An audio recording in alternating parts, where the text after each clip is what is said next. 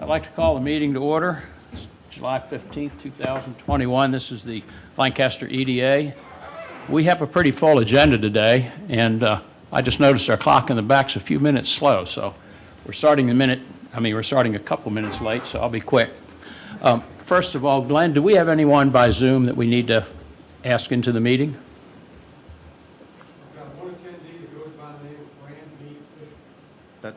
That's Okay. for the grant request. Yeah. It is? Okay, good. Well, please have him come into the meeting. And I'm going to call the roster. Dr. Silverman, Yep, here, present. Mrs. Bryce Rowland, Here. Mr. Laws, Here. Mr. Sapersky here.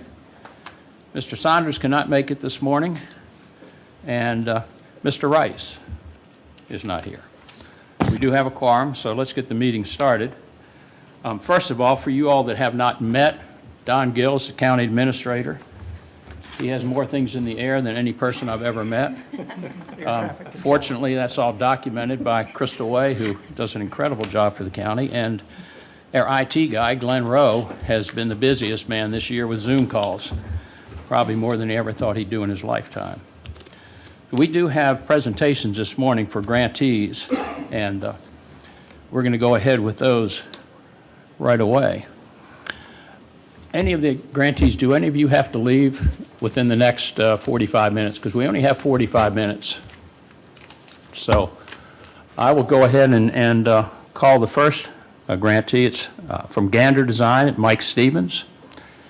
And we only have about 9 minutes each for presentations, but we do have questions and answers too. So if you could keep it to 5 or 6 minutes so that we have time to ask you any questions that we may have. I know some of you have sent in PDFs that Don has sent out to all the members, so we're familiar with what your business is about somewhat, but if you could give us a little background and tell us what you plan to use this money for, if we can grant it. Okay, thank you. I've been self-employed my entire adult life, and I moved down here about 8 or 9 years ago. When I came down here, I had no connections and no relationships with any business entities, and I sort of had to reinvent, start from scratch. So one of the things I did do was to initiate an advertising program with Bay Transit, and it's been very successful, and we've been doing that, and it's ongoing. I sell the space, I manage the production and the installation. So that keeps me quite busy right now. But one of the challenges that I've had is other work, having a place to do the work. So I do work for other businesses as well, primarily in vehicle graphics and also in brand development. So I had the opportunity to buy this garage in Lively, and I've been working on it for the last year. And my plan for that building is to install a vinyl plotter and train someone to do it, to capture the bread and butter work that I see go by a dozen times an hour every single workday. In addition to using the building for my business, I think it's important for that building to be maintained because it's an anchor in Lively, and it means a lot to a lot of people. So basically what I'm looking for the grant money for is to do the groundwork, the concrete work, and the parking lot. And so I think it'll help Lively a lot. It'll certainly help my business. So this isn't a new business. This is an expansion of an existing enterprise. So that's about it, and happy to answer any questions. Mike, you said that you moved here 8 or 9 years ago. What were you doing before being self-employed? I was always in the graphic design industry, either as a designer or production facility. I'm from Philadelphia, and there I had an 8,000 square foot facility with large format equipment and doing the same kind of work. I have a couple firsts in my career, though, I would like to maybe share with you. I was the first person in Philadelphia to wrap a van. Before that, at that time, you couldn't print directly onto vinyl. It was a completely different process and a pretty onerous one. I was also the first person in Philadelphia to connect a computer to a color copier. So one of the challenges in this industry is that the technology changes so fast that there's less emphasis on growth as there is on change. But I managed to change and keep my client base. As their needs change, I change my offering. I did go up to Warsaw the other day, so I stopped by your building to see. And it looks to me as though what you've also stated in your proposal is that this is pretty much a community aesthetic improvement also for Lively. Absolutely. And, yeah, good. And I put a substantial personal investment into it, so I am committed to it. And you did purchase the building? And I did. Everything. Does the board have any other questions? Yep, I sure do. So one of the things you were mentioning in your application is about additional job opportunities, in other words, additional FTEs. What's the timing of that, and how did you kind of come up with the 1 to 2? Is that just kind of like, you know, Well, I would, grab from there, or how do you assess the 1 to 2? the timing is the first of the year. I think I'll have the building done by then. I think I would hire one person immediately because right now I'm a little overwhelmed with my workload, and this will just add to it. So I would have enough work to do the new work, as well as use that person to help me with some of the installations that I'm currently doing. Okay, so it's you start with one, and then you kind of Yes. like, you move Yes. on, move on from them. Also, the fact that, you know, if this money would be granted, is this something that you would be seeing, using the grant within the next 6 months? Yes, Yes, yes. right, okay. And Mike, I think the best time to pour concrete is September or later. Right Yeah. now, it's a little hot. Not so- December, in other words. But that would give me time to plan and find the right contractor. Okay. I had a question. I wasn't too sure, but did you submit a business plan with your grant request? Not per se, because it's an existing business that I'm expanding. So. You have an active one now? Pardon Do me? you have a business plan that you're following or working with? No, I've just been, I see opportunity and I take them, and, I understand that. yeah. Michael, I have a question. I see in your request, it says, you know, whatever sentences, I know this business will work. Like what, do you have any metrics around what you think you could do? Like how, when you say you're going to expand the business, how are you going to do it? Have you quantified what you're trying to get? You're just sort of nailing it down a little bit rather than an aspirational Sure. comment? So the first step would be to put a vinyl plotter in that building. As I said, on any given day, hundreds of work trucks go by. So my plan is to capture this sort of bread and butter work. But I've been in business my whole life, and I've never failed, so. Okay, thank you. Any other questions? Thank you All right, very thank much. Next, I had Brand Me, Rashawn Smith, and I don't think Rashawn is here, is he? He's online. Oh, he's supposedly. online? Yeah. He is, okay, He's not here, but he's online. okay. So is he going to make a presentation by Zoom, or? Yeah, is he by computer or phone? I would just like to speak on behalf of Mike for just a moment. I've used Mike for my business as well. My name is Jay Wolfson, NN Burger.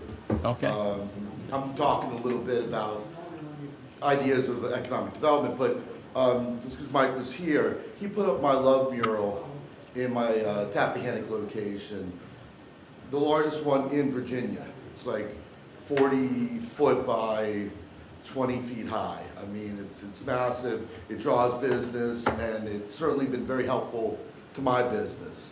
Good. So, quality product, quality work, timely, excellent, excellent relationship that we had with him with doing this. So I just, I saw Mike here doing this, and so I thought I would just talk to you about, it was a big project, that got put together because of this fella, so Good. just letting you know. Thank you, Jay. Thank you. Okay, I'm told that Rayshawn Smith with Brand Me is online. He does not have video, but he should have audio. So Rayshawn, if you can hear us, please speak up. Yes, good morning, everyone. Good morning. Good morning. Okay. Rayshawn, this is Roy Carter. I'm the chairman of the board, and we have 5 board members here that would like to hear a little bit about your grant request. I know that you've just sent us some sales goals this morning. Could Yes, you sir. expand on that, please? Well, we have a lot of different things that we want to do. We put a barber station in the store because I want to be able to create an opportunity where people can come in there and get their hair cut and make it more essential because we don't have many barbers around here. We have a nice clothing line that we want to plan on making a website for. Just really haven't had the assets to do it because we spend so much money in the store. I really want to be able to create job opportunities for people because of this pandemic. It's been really hard, so I just want to try and just expand on that. We got a lot of stuff going on. We also do consignment items where people can bring in their things and we'll sell them for them. We have goals that we like to meet every month where we at least want to try and at least sell like at least 10 items a month. And that's kind of low, but as us being a small business, it's a start for us, which lately we have been hitting that goal with really selling more than 10 items. So we really was applying for this money for just more advertising, being able to get new stuff in the store, new displays, just create different opportunities. We want people to come in there and be able to either get their eyebrows done or get their nails done, or even if they just want to come in there and talk. It's as simple as that. So, let's see. Well, let me ask you, where is your store? You said that people can come in and get a haircut or their nails done, or where are you located? We are located on 8343 Maryball Road, actually right next to y'all building. Next to what building? Next to this. Next Oh, to next to- the old courthouse. Next to the building. courthouse, okay. Close by.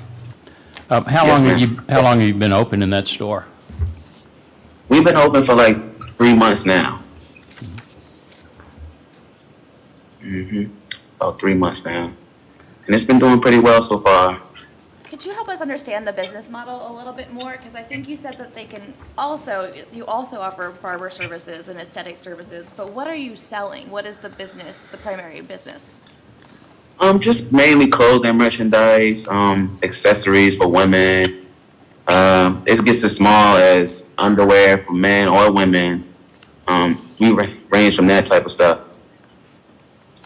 So when you're talking about selling 10 items, what are we talking about selling 10 items? Do you have like a monetary kind of amount associated with any of these 10 items, or could it be 10 socks? I mean, Well, it can really range from anything, to be honest. Like, okay. we have products that sell a lot more than other things, mainly clothing as far as shirts and hats and stuff. So they're really hot sellers. And people, they come in and it's not really hard for them to really make a choice. It's not hard. My girlfriend, she actually works in there a lot with me. We work hand in hand on this. Is she able to give some feedback on any of this? Yes, yeah. Is she there now? Yes, she is. Okay. Good morning. Good morning. Morning. So our main purpose for the store is we really want to we made the store so we can bring something back to the community and help them during this hard time, the pandemic. We want to offer a lot of new job opportunities. And when it comes to the clothing, we want to have a lot of new styles because there's not that many clothes store that's nearby. Like you really have to go far. So we want to make it convenient for them so they don't have to go that far to shop for clothes and feel confident in what they wear. And really, 5 people can shop in our store, but when it comes to an event or something, when you see their clothing, you're not going to know that they all shop at the same store. So we want everybody to feel like nobody else. The styles you're getting is unique. Yeah, so even the customers that have came in the past, well, recently, they will ask us to personally handpick their outfits for them. Mm-hmm. And then they'll feel confident and they're happy about what they bought. And they always want to come back and shop again with us because they like our energy. They like how we interact with them and they like the stuff that we bring in and how we accept their input in the stuff that we put in the store. Like say somebody says, oh, well, we'd be able to get our size in it, so can you get this style? And then we try our best to be able to get exactly what they want. And to follow up on that, what type of capital are you using right now? What are you paying, Excuse what are you me? using to pay you, like your rent and your merchandise? What type of capital are you? Is that personal capital or do you have other type of funding? What's your funding right now? We have a business account that we do our transactions with and all that. Okay, and the funds in that business account, is that personal funds or is that from some other type of funding? It's straight business. I think the question is, how have you come up with the money that you're using to start the business? Well, originally we had a self business that we was doing. We used to live in Maryland, so we was doing a lot of just like basically like DoorDash and stuff like that. We were saving a lot, and then we ended up getting a big lump sum from unemployment. So we just took all the money that we had and invested it in the building and our materials and stuff like that. So that's how most of our stuff got funded. Okay, Okay, thank you. thank you. We have a 50% match that we require. Do you mind sharing kind of the ballpark of where you are in terms of that funding? I'm sorry, you was breaking up a little. Oh, sure. We require a 50% match for grants, so we're just wondering what kind of startup capital, how much you've put into the business so far. Oh, well, we've made as much as No. We put in, I'll say maybe like around at least $10,000 of our own personal money. oh Got yeah, it. yeah. Thank you so much. Rayshawn, you said you've been open for 3 months. Can you give any idea, 2-part question, what your total sales have been in those 3 months? And then what you would do with your $40,000 request if granted?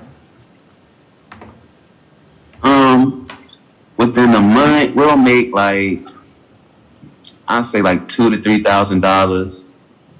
It just depends on like, If we have like the new inventory that comes, because they Yeah. always constantly ask us when we're gonna have new inventory. because when people come in, they'll buy 10 or 12 or whatever number, a whole lot of one certain size of their size.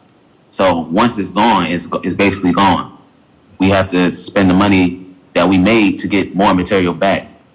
So So now we're trying to be able to reach out and get more funds so we can help our own store and we can put it out to community and satisfy the customers that's in Lancaster.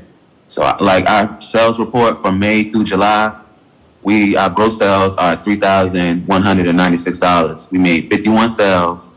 Our average sales are $62.67. Great. And then our yearly, Like in total, what we made since we've been open, we've made over about $5,000. Do you guys see any competition out there, or are you guys kind of a unique business within the area? I mean, honestly, not really, because there's like only one barber that's open. So we're trying to create that opportunity to put new barbers in there, people that want to have more jobs. And when it comes to the clothing part, the reason why we don't really see competition because we like people to feel like they're not that they're the only ones wearing it versus the other clothing stores. They will have like say 10 of the same item. like 10 of the same item. Versus us, we have unique things. It's So, like 1 and 2 of this and that and the other, so. So once it's nobody's gone, gonna- yeah, it's Nobody's gonna gone. see what you had. Nobody's gonna be able to buy what you have. When we put new stuff in the store, it's completely new. There's not gonna be anybody that has the same of this or whatever. and when it comes to consignment, we want people to be able to feel comfortable with coming in there and have confidence in us that we'll be able to sell their product for them. Exactly. Okay, well. Good, thank, Yeah, go ahead. yeah, thank you so much. We have to wrap it up. We've got a lot more to cover, and we only have about, so thank you so much for your presentation. We will Thank be you so deciding much. later today. Thank you. Right. Okay, next up, Dale Ross with One Cracked Yolk. I sort of wish you'd been out front this morning. I could have gotten breakfast. Well, that's the goal, right? So, my name's Dale Ross. So I've been cooking on and off for 25 years, and even during those off times, I was still doing, I was a firefighter for a while, and I was still cooking in the firehouse and all that. I've worked anywhere from, your fast food places like Cracker Barrel and such to Forbes 4-star rated hotels and Michelin star rated places. So I feel like I have a good grasp on the food business. And I've cooked all around the country, from Seattle up to Pennsylvania, and I've been in the area for a while. I have ties to this community. My dad used to own a TV repair place, and my wife's family, he used to own a printing shop down in Whitestone. So we are very located. The idea for the food truck is when we moved back here from Amish country, Pennsylvania, there weren't really that many places to get breakfast, and much less something that's affordable and fresh. So that's why I started formulating the food truck in the middle of the pandemic. I want to use all local farmers, and so that money is going to be generated right back into the community. And in order to capitalize on everything, I'm going to use everybody local. It's going to be myself, one other person, and when I do festivals and such to generate business, I'll probably bring a person or two on part-time. Sorry, a little bit nervous, never really done something like this. You're doing fine. So I've already got the trailer purchased, so that's ready to go. The money is essentially going to be used to purchase the food goods, and I'm going to use local as much as I can, purchase the initial paper inventory, and get a generator to run the food truck, and purchase the smallwares, the pots, the pans, all that. Yeah. How soon do you think you would be ready to go? My truck is scheduled to be finished in September, so after getting the inspection and everything, I'm expecting October to be operational, and I'm gonna operate, me or the person coming in with me is gonna operate it 5 days a week, Monday through Friday, until we are a self-contained entity and I can generate enough of a living wage for both of us. And then eventually I plan to expand to a bigger trailer, so that would create more jobs, like someone doing prep and stuff like that. So I forgot to mention, we also moved back during the pandemic, and y'all probably tasted my breakfast sandwiches over at Chesapeake Donut Company and all that multiple times. So I'm the one who gave them that idea to run that, and I'm the one who started changing the recipes for them to bring the donuts to the quality that you see now. So, first of all, I love breakfast, and I think this is, I love breakfast. All right, everyone does, all times of day. That's Absolutely, why no, I think it's a great idea, and the breakfast sandwiches is a great invention. But so this is going to be breakfast all day? Is that going to be the concept? So I'm going to generally run it from 6:30 to 10:30 or business decline. If there's a line going around the block, obviously I'm going to cook till I can't cook anymore. But I'm also going to be traveling to various events, like when I can, the Fireman's Festival, or the Irvington Farmers Market, or the Urbana Oyster Festival, or I believe there was just a food truck thing in Gloucester. And I'm gonna advertise on a board out front of the truck where I got all the food from. So it's gonna be a mobile advertisement for tourism to come to the county. Yeah, no, I understand that, but basically your revenue is going to be limited to the time that you're open, right? Right. So if you're open from 6:30 to 10:30, somebody comes and wants to have breakfast at 11, let's say. I mean, 11, I'm still closing down. Yeah, if you're still closing down, but if you're not, then, I guess what I'm saying is that the concept is, the idea is really to run the breakfast during just breakfast hours type of Yes. thing, right? Yeah, Yes, okay. initially. And on Saturdays and Sundays, when you are at festivals and special events, same thing? Yep. That- Well, I'm going to stay from open to close at the festivals and stuff. Okay. So if the farmer's market in Irvington is from 9 to 1, you'll be there from 9 to 1 for 9 breakfast? to 1. Okay.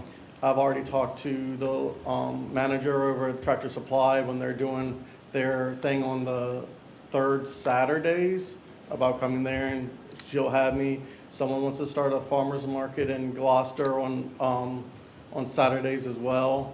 I think it's the first Saturdays he wants to do it, so I mean, I'm gonna go to that so. Do you have a permanent, semi-permanent location where people can find you picked out? So I've talked to both Whitestone and Kilmarnock. Kilmarnock, I just have to move my trailer every 48 hours and just get written permission from the owner. Whitestone said I can, as long as I have permission from the owner, I can park there. And my father-in-law still owns the old theater building where the printing shop was, and he's given me permission to park there, so. Okay. Do you need any more formal permits? I mean, I just need to go through the health inspection, Once he gets the truck back. so, which According I to, don't foresee any problems being 25-year veteran. according to your business plan, what percentage of your business do you expect to develop in Lancaster County? In Lancaster, I would like to develop at least like 60% in that, just because I know about 8,000 people go across that Norris Bridge every day. If I can capture half of that in a month, I'll be generating about 5,000 a month just in that, so. Well, a couple years ago, I did a study on the food truck industry in America, and it was pretty amazing how many billions of dollars and how popular it's been, and they said especially to rural areas, and I know that we don't have many food trucks here, so And it's becoming even I saw more- your menu, it looks fabulous. Yeah, it's becoming even more popular, especially with like millennials and stuff. I mean, restaurants are always gonna hold that place of where you can go in and sit down and have a conversation, but that was kind of killed during COVID. And if another strain of COVID happens again where places have to shut down, I'm still operational. I can still do food to go. I mean, that's the whole business plan, so. Could I ask one question of Susan Cockrell? Susan, if he gets up and running, can he, Susan's the town manager of Kilmarnock.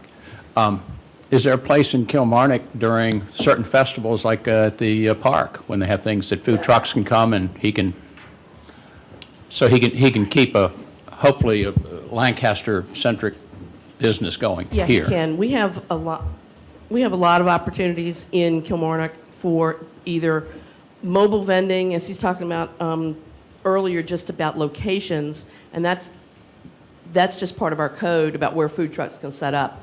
And we can certainly help with some other permanent locations, because I would recommend that you have quasi-permanent locations in whatever jurisdiction. But we have Town Center Park with lots of events that we host, but as well that other things like the Chamber of Commerce host, that this would be a great addition to those kind of programs that are going on all in Lancaster.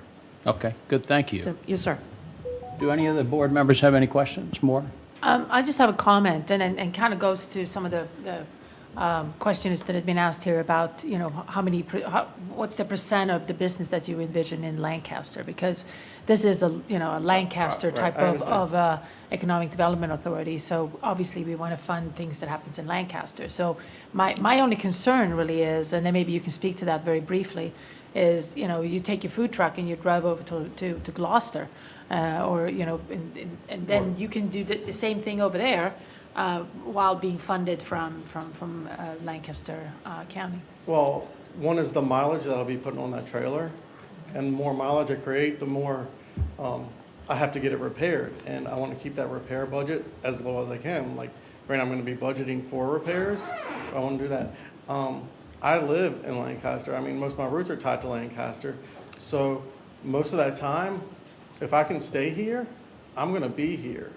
I mean, with that being said, if there's opportunity created, like in, say, for instance, Gloucester's, Warsaw's Fourth Fridays, I'm going to take that opportunity, but I'm also going to advertise, hey, all this food comes from Lancaster County, all this food comes from the Northern Neck. Okay, So, thank you. Good.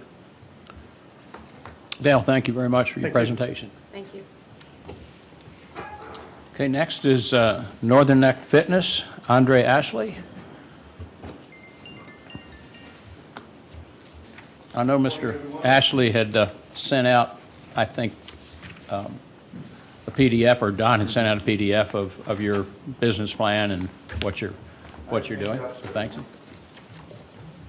You just hand them here and we'll pass them. Oh, wow.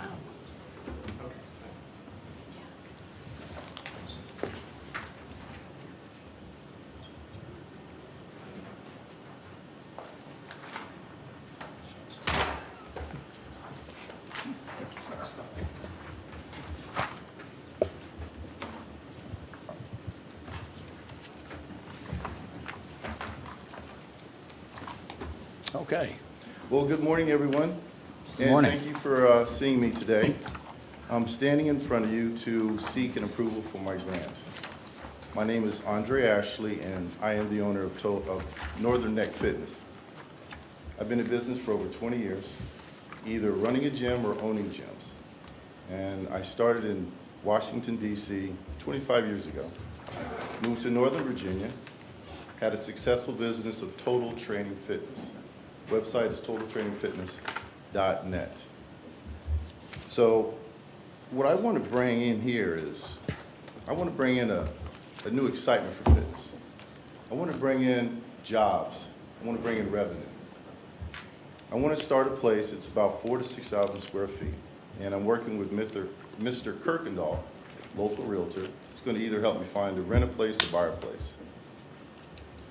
I want to start something where there's more fun, more integration within the neighborhood. I know I'm going to come here, but I want to be a fixture. I want to be a part of this community. I actually sold my home in Northern Virginia, and I moved down here full-time on Wrights Cove. I love it here. I want to be a part of this community.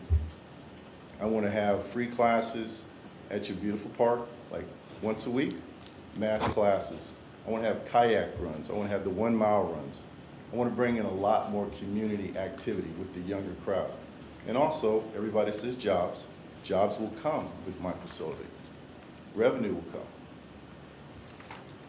And I just want to say that I'm excited to get everything started, working with younger people, middle-aged people, millennial, and senior citizens. Is there any questions? I think initially, I think we were under the impression you already had a location in mind. So the immediate question that comes to mind is just being sure that you're going to be ready to use this money in 6 months. Yes, I will. Okay. Yes, ma'am. I think the next question is, you're speaking to millennials and bringing in different people, but as I looked at the pricing model that was in your business plan, I kind of have the concern that that's targeted toward a higher, a more affluent crowd. So I just want to make sure that we're also, I have a better understanding of how it's going to be accessible to a good part of our population that I don't think can afford it. No, that's a great question. Yeah. So that was a business plan I did initially, not really knowing the demographics, but when I studied the demographics and more, well, what I want to do is, so I have competition, the YMCA, and there's a place in Lancaster. What I want to do, I want to start out with $20 initiation with a $35 a month membership. Can you say that again? A $20 initiation with a $35 membership. So we're gonna offer everything in there. We're gonna offer nutrition classes, apparel, counseling, personal training, and also we're gonna have in-home training where I'll have trainers go to people's homes, work them out, group classes outside, group classes inside. It's gonna be a lot to offer. And you're saying that's your initial plan. Is that, I mean, is that going to, do you anticipate that changing after the first year as the business model shifts? I mean, how do you, because that is also very reasonable. Right, so, Yeah. it's gonna start out very basic, but as we get more integrated within the community, I can offer more. I'll be able to hire more people Sure. and offer more services. I think I just have the concern that we're gonna help fund a business that, I mean, are you familiar with the St. James Center in Alexandria, or the Northern Virginia area? Oh, yeah. I want to know where what your projection is. Because that's a facility that's not accessible to the community. Yeah, Want to make that- sure we're not doing that long term. Yeah, that's like a Wally World of fitness there. That's an amazing place. It's crazy. What I want to do is I want to become more essential. Like when I first moved here, I wanted to find a place to work out. No one could tell me where the YMCA or if there was a place to work out. I want to be on the map. I want to say, yeah, Northern Neck Fitness. Andre owns it. They have great trainers. They have great personal service. They have great apparel. You'll love the place. The music's awesome. That's what I want to be. I want to be integrated within the community, but I want to be large enough, but not too big, but large enough to know everybody's name, to make everybody happy, and to have great customer service. So in your application and in the supporting documentation, you are mentioning that you are aware of what the competition that you have right now. And you also mentioned them right now with the YMCA, right? So Yes, ma'am. I guess what I'm struggling with a little bit is like, what is it, what is it that you would offer compared to the YMCA? Why would I go to you versus the YMCA? Great question. Well, first, when you come in, they'll identify themselves and they'll say hi to you. Then you'll like your monthly membership fee. Plus, you'll see the facility is always clean, always active, and always positive. That's what I'm going to bring. And that's- Okay. So, okay, all right. So, but are there any other activities, any other kind of like activities or offerings that would put you kind of like in a niche category compared to like the YMCA? That's what I'm kind of looking Yeah, for. we'll have in-home training, and then we're going to offer outside activities like kayak runs, the 1 mile sprint, outdoor activities, meeting at this wonderful park you guys have at your concert hall, Okay. doing large workout classes Okay. and bike runs, and it's going to be a lot to offer. So when you're talking about kayak activities, are you going to have access to, how are you going to have access to the water? Is that going to be through a park or is that going to be, No, I've been talking to the local marinas, okay? and then there's certain parks that we can go to. I'd have to sign up and talk to the people that actually run the facilities and then set it all up. But everything is just in conversation right now. Okay. When do you expect to see day one opening, I guess is the question? My day one opening, I would like to see it January 2022. Andre, how would you use specifically these funds? Do you have these funds, the 10,000 requests targeted for anything particular? Or is it just general for- startup, and would it be matched by you and all that sort of stuff? Yeah, it'll be matched by me. Advertisement, the build-out, purchase of some piece of equipment if I need it. Outside my entity of buying it myself. What do you have equipment from your prior businesses, or would you need to buy new equipment, or? Yeah, that's a great question. So I would buy used equipment, but it would be looking like new equipment. And I used to own a business where we would buy and sell equipment. And it's like used cars. But equipment is kept so well today that you could buy used equipment at half the price and it'll still function like new equipment and look like new equipment. Okay. You're looking at your sales projection, Andre, it looks like you need to get about 1,000 customers, if I figure that out, in year one to get 360,000, just ballpark. Does that sound about right? Yeah, so you'll have $20 initiation, $35 a month membership. Say roughly we get 100 people a month. It's $5,500. I think we can achieve that goal by me reaching out to the community, the different committees, the different activities that I can offer, that we can reach that $100 member a month goal. I think we can do that. I know I can do that. Thank you. At that price point, then we're looking at $42,000 a year. So is that, I assume it costs more than that to run it. So can you give us a little bit more of the trajectory you're expecting? Sure. Yeah. We're going to offer apparel, personal Okay. training, in-home classes, outdoor group activities. Okay, That's just the base, it's just the membership itself, but there's Okay. going to be a lot more on the outside. perfect. That sounds great. I just want to make sure we're spelling it out for everybody. Yes, ma'am. And then how many full-time employees, I know you've reworked your business model, so how many full-time model or your plan are you expecting to hire? Great, so it's going to be me, an assistant manager, at least one salesperson at first, and at least one personal trainer. But I want to have full-time 4 personal trainers, at least 3 salespeople, and a full-time assistant manager. And eventually, if I can grow and grow and have another location, have a full-time manager there. Awesome. When it comes to some of the financing and the numbers that we were just tossing around here, you were talking about that you don't have a location yet, but you were thinking of either purchasing one or renting one. How does that factor into the kind of like the financial predictions and the Great revenue question. needs? Well, there's a location in the shopping center where Food Line is located, and we're having conversations with them. But I'm really interested in purchasing a location. But from my knowledge, I should rent first. So I'm probably going to rent for a year or 2 and then move on to buying a facility or a location. And as you're looking around, you're committed to the Kilmarnock area or anywhere in Lancaster? Where are you exploring? I am committed to Kilmarnock, Lancaster County, fully committed. Any other questions? We need to move on now. Andre, thank you very much. Thank you, Andre.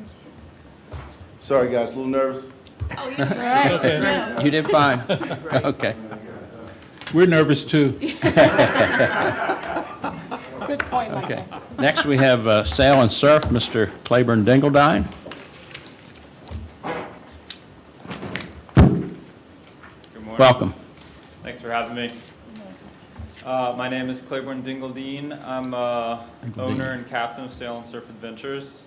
We are a sailing charter company based out of Weems, Virginia. We offer 3 different sailing charters, a half-day sail, a full-day sail, and a sunset cruise. We also are doing surf charters off of coastal Virginia down around the eastern shore.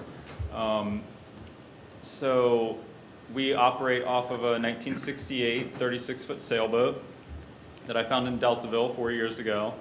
I acquired it and have spent 3 years rehabbing it. I've gone through structural repairs, all the electrical systems, fully renovated the interior, making it a proper sailing charter vessel.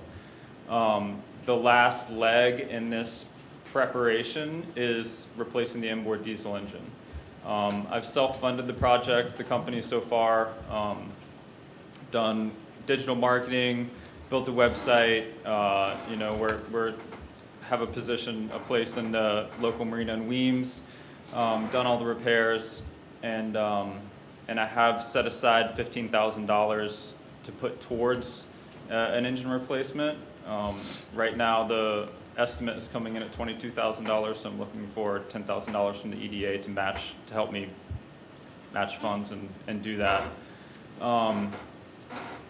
I started the company because I grew up here. I went to school in Vermont for college, and then I traveled all around the world and lived around the country, and I moved back here 8 years ago. Started a contracting company. I've run that small business for the last 8 years here. But I love being out on the water, and I love sailing, and I wanted to follow my passion, but also offer the other people in the community the opportunity to get out on the water and experience that feeling of like relaxation and rejuvenation that I get out there. Owning and maintaining and docking and paying for slip fees on a boat is a lot. And so I think there's a lot of locals and visitors who are members of our community who could benefit from the sailing charter company and the ability to get out there and experience. You know, we have so much to offer in the Northern Neck as far as being out on the water once you get off of the land. And so that's the purpose of the company. Is there any questions? Glenn, who's your competition, or is there? That's a great question. There are a few charter companies. The Tides Inn has like an internal sunset charter. Arabella at Premier Sailing has charters. Her biggest boat is a 27-foot boat, Alpha 36-foot boat. I can easily take up to 4 guests. I can do up to 6 guests upon special request and have. And we are the only sailing company doing a sunset cruise, anything like that, offering 7 days a week in the Northern Neck. Great, thank you. How long have you been in business? So I started my own business in 2013. That's a contracting company, still in operation. And I established Sail and Surf last year, and we launched fully June 1st of this year. And how do you advertise or get the word out to social media mostly? Sure, yeah, we have a big digital marketing campaign through social media. We're taking ads out through Google ads, Facebook ads, big presence on Instagram. We're in the Riva publication. We have paid ads in there, as well as listings. We've had a press release in the Rappahannock Record and paper flyers around town. And how much personal money have you put into this project, or do you Sure, have you gone to I've banks to get invested roughly $40,000. about 40,000 invested? Love sailing, but it is kind of seasonal. So the revenue that you plan to bring in from this is going to be from what, March to October? March through November. Something like that? That's the goal. Right. Obviously loaded in the summer seasons, but we'd hope to run for 9 months out of the year and use the other 3 months. I mean, a lot of the work around, as a contractor, a lot of the work's seasonal. We spend the winter to kind of recoup, do things like rebuild the website, renovations and regular maintenance that needs to get done that can't be done when the boat is being constantly used during the season. So, Yeah, no, absolutely. Right. The only thing is that your revenue revenue is is not coming limited in to- during that time. correct, to Doesn't 9 mean that you months. not have nothing to do. Believe me, Right. I know that you have things to do, but, it's just, you're not going to bring money in during that time. So it is, it's it's a absolutely limited time. seasonal, yes. The other thing I have a question on, to start off with, this is going to be a one-person operation, or are you planning? Correct. Okay. I don't have any hard and fast plans to expand beyond myself at the moment. So when you take charters out, you are, I'm the Oh, well, captain, yes. you're the captain, you take care of everything, Correct, pulling the lines and the sheets and everything, okay. correct. So we're only offering a percentage of the rebuild for the engine. You've got the capital available to support it within the next 6 months? Yes, sir. Okay. And the question I have is kind of like similar to the question I had around the food truck. Because this is a mobile type of, unit, right? So you can take your business pretty much anywhere. What is it that ties you to Lancaster County? Sure. I mean, like I mentioned, I grew up here. I own land here. I built a house here. We're permanently docked at Carter's Cove Marina out of Carter's Creek. Obviously the boat could go anywhere, but the business is established in Lancaster County. We're registered here. This is our home port. This is where we operate out of. Okay. Yeah. Excuse me. I'm curious about, I think there's, in terms of economic development, great potential for Lancaster in terms of the tourism aspect of it. Right. What percentage of your customers are local versus coming in from outside of Lancaster or even the Northern Neck? Sure. So far, and we just launched June 1st, so we have a limited understanding. But so far, it's been about half and half. We have people who have second homes here. We've had people who are actually from the Gloucester, Matthews area who have come over. And then we've had people who are just here visiting from Northern Virginia. Another question I have around sailing in particular is a very good team building activity. Are you planning to do any type of marketing to businesses such as, when they're doing, because there's a lot of business in team building, that this could be an option for them? I'd never considered that. I think it's a great idea, though. Okay, Yeah, all right. We should talk afterwards. absolutely. What, so we're helping you with the infrastructure of your engine. What would then this allow your business to do otherwise in terms of your revenues, and how would you spend it? Right, so the reason for replacing the engine is that, as I wrote in the proposal, it is a sailboat, but the auxiliary engine is essential, and the way I see it is it's essential to the safety and all of that of the customers. I mean, the engine that's in there, it runs, it's fine, but really what I'm trying to establish is a new, like, classic boat, like a fully refurbished classic boat.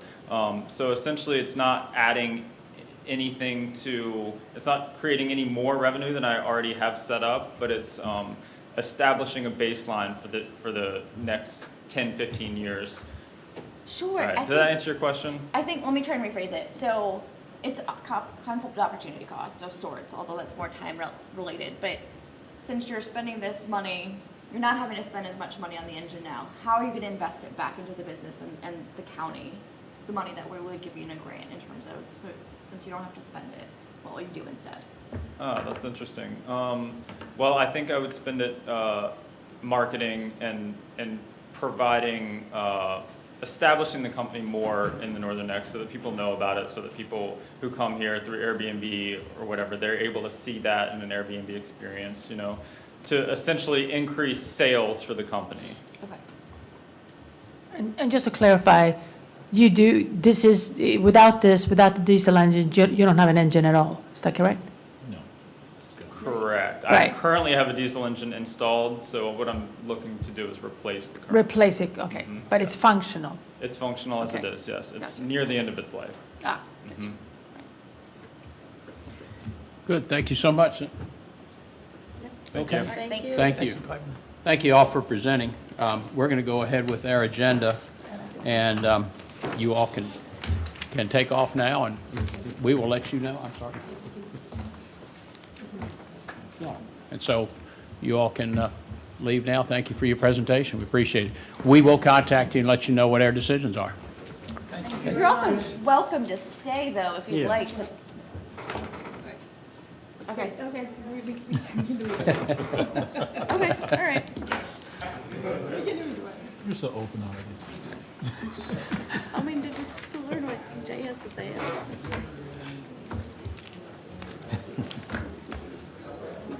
Does anybody need to take a break? I'm good. Okay. Everybody, Michael, you good? You don't need a break? Everybody's good? Okay. Yeah, give me about a 5-minute break. Go to Oh, Okay. okay. 2 minutes. Good. 2 minutes.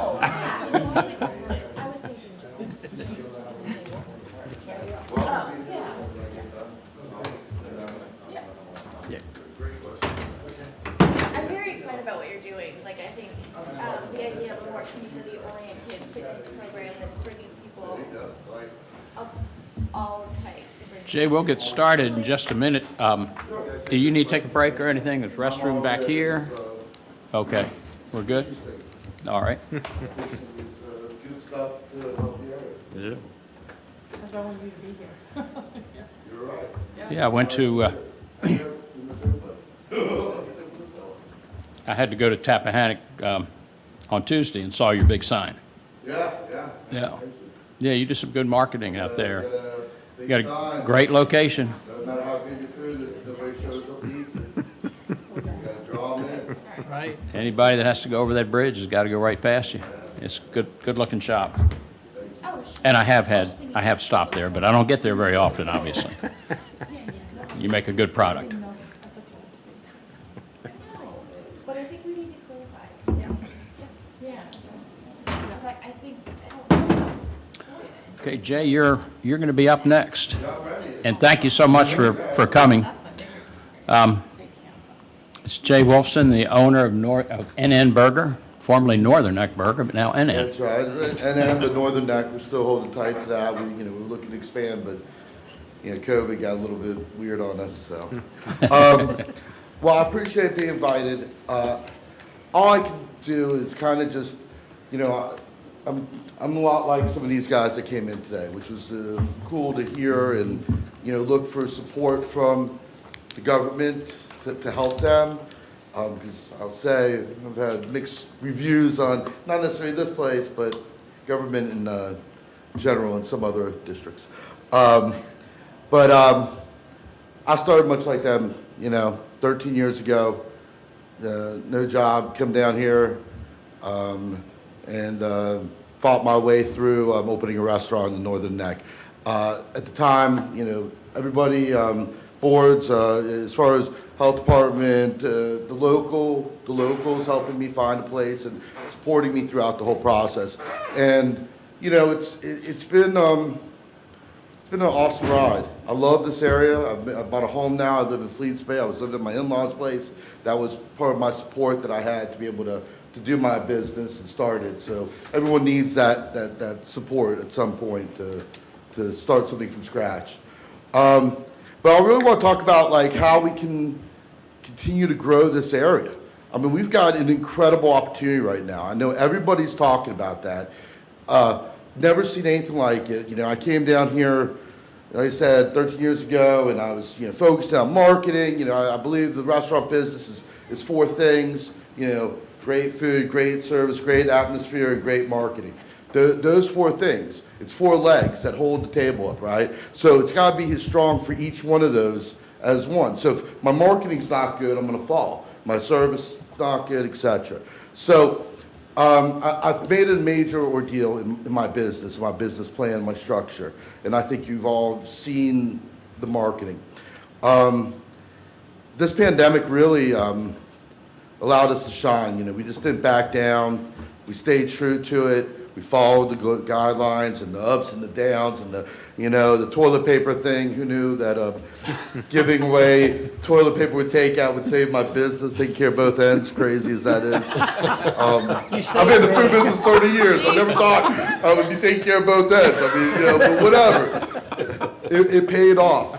But it's those risks. That's, the value that I spent for that. I had the line of, because office buildings weren't open, schools weren't open, so there was an influx of toilet paper. It was just a different avenue where the normal person couldn't buy it at CVS, Walmart, or wherever.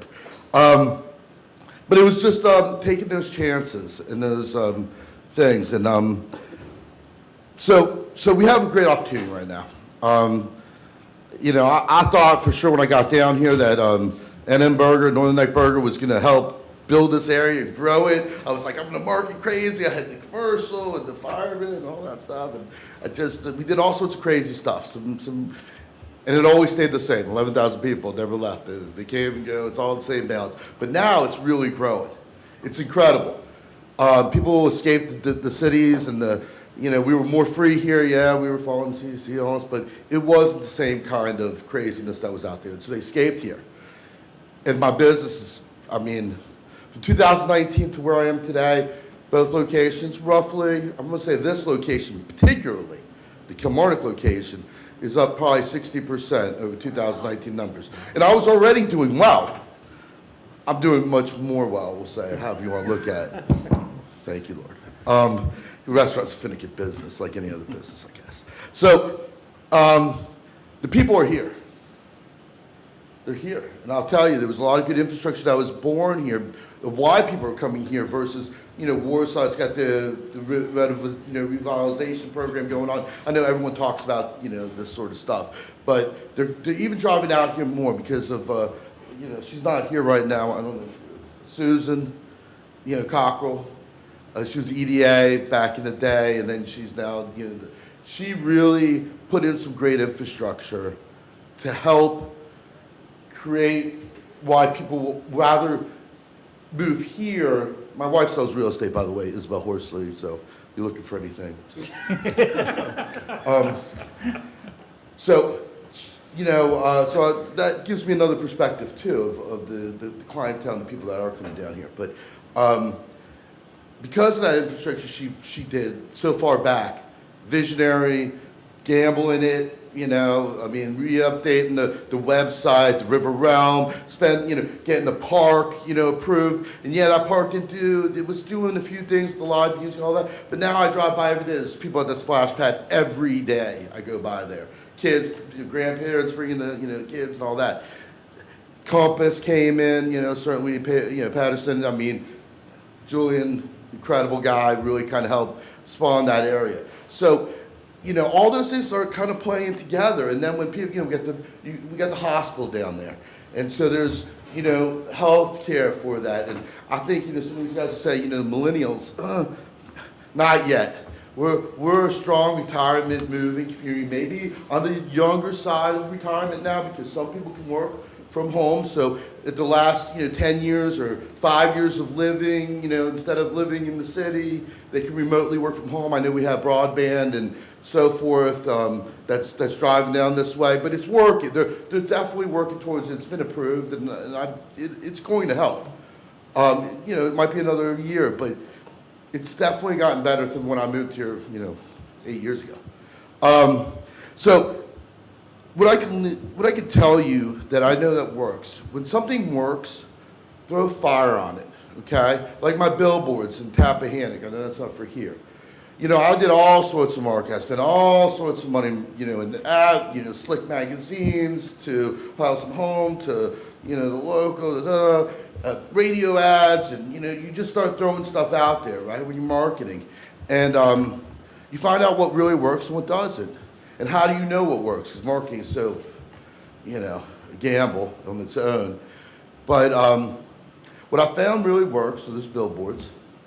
So I've got, I don't know, 4 of them, I guess, out there. That's a working thing. Radio, not so much. For my particular business, maybe it's good for others. Magazines, not so much. People are online. Even the older individuals now have switched Zoom and what happened with this whole thing. They're more technically savvy than they were before. So things I would suggest for Lancaster. We've got great marketing going on in Kilmarnock. They're driving down there. They want to, when my wife goes sells houses, even, you can talk about Weems, and you talk about Lively, you talk about some of these other places. That's 20, 30 minutes from Walmart, all the restaurants, the Compass. It's got a strong grasp right there now.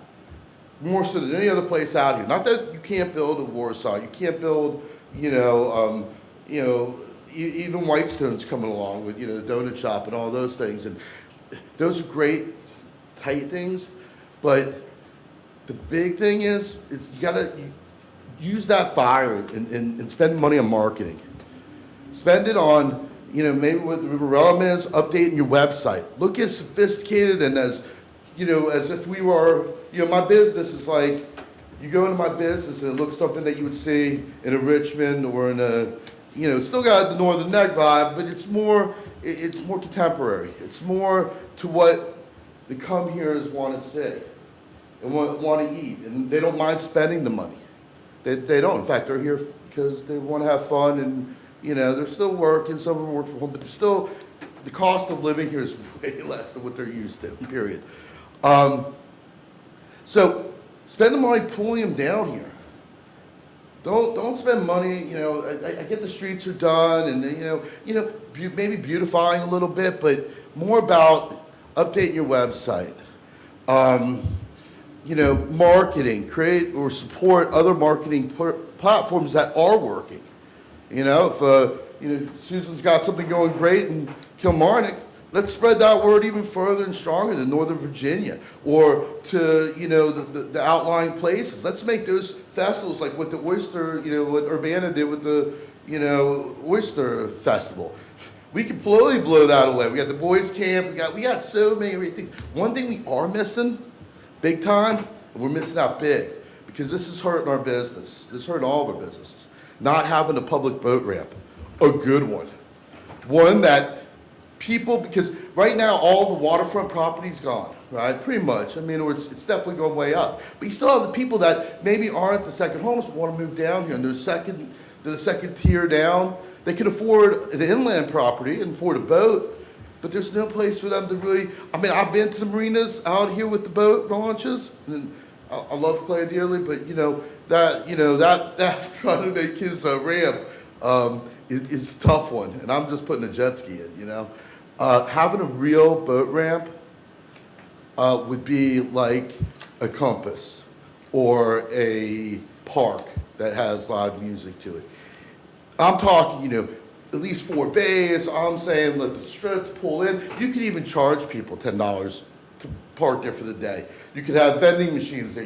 It can generate revenue. But what it does for the people moving down here, it allows them to buy a not so expensive home, but still have total access to the water, which we're about. Like what, Claiborne was talking about. He helped me lay my floor when I first opened. I had no money, and it was a mess. I put epoxy down thinking that was gonna do it. We mixed it wrong, and it was sticky. And so Claiborne and a few of the other guys, they laid it down in emergency, helped me open. It was fantastic. But Claiborne, what he's doing, that's what people want out here. They want to be able to get on the water. That's what we're known for. We're known for water and burgers, I hope. Lobster rolls these days, but who knew? But they got to be able to get on the water. And I don't know how that falls into your thing. You want me to run it? You want me to help facilitate it? Maybe we can, grant it. I don't know. But I do know definitely need it, and I know there's challenges to that. Everyone says there are challenges. Well, it's super expensive. I think the challenge is it's too expensive not to have. I think we're losing, and we have about 3 years. I'm just guessing. It's my guess of people still coming down here, being strong. Their friends are coming now that they have their boat houses, so they're inviting their friends over, and they're seeing it. And so, I think there's like a 3-year window we got to really make a run at making this place busy year-round. Last year was the first year in winter as a business owner in Kilmarnock where I wasn't in the red. First year out of 8 years. Those 3 months, that January, February, March, March starts pulling up at the very end of it. Spring breaker's coming. It wasn't like that this year. And I know it wasn't like that for a lot of the businesses out here because I talked to them. They all excited about that. Don't want to stop it. Yeah, can I follow up on what you were saying about public boat ramp? I couldn't agree with you more. Very important. I guess one of the things that I'm wondering is that, okay, so, because we do have a boat ramp, public boat ramp, I guess at the Belle Isle State Park. Okay. But Too that far is out. Too far out. Too So far. we're talking about something in Kilmarnock. You gotta be close. Kilmarnock, Whitestone, Irvington, it's gotta be in those 3 areas because that's where the action is. That's where people wanna be. Not everybody, some people like the distance and, they don't mind the drive in. But when you put it all together, that's fuel, that's more excitement, man. When you're trying to sell this place to people, even to big companies at some point, I think a great vocational school would be awesome out here. That's my own vision of something, but Jay, what do you think about Windmill Point? it's kind of out there. Okay. It's a long drive down that one-way road. I think it's maybe too far out. Okay. It's actually 3 public boat ramps in the county. But you know how many people really, then maybe the first thing is better marketing of them. Well, the Windmill Point one is used heavily. That Right. parking lot down there has 24 spaces, and most every time I go there, it's packed. Okay. Greenvale Creek is used more than you would think.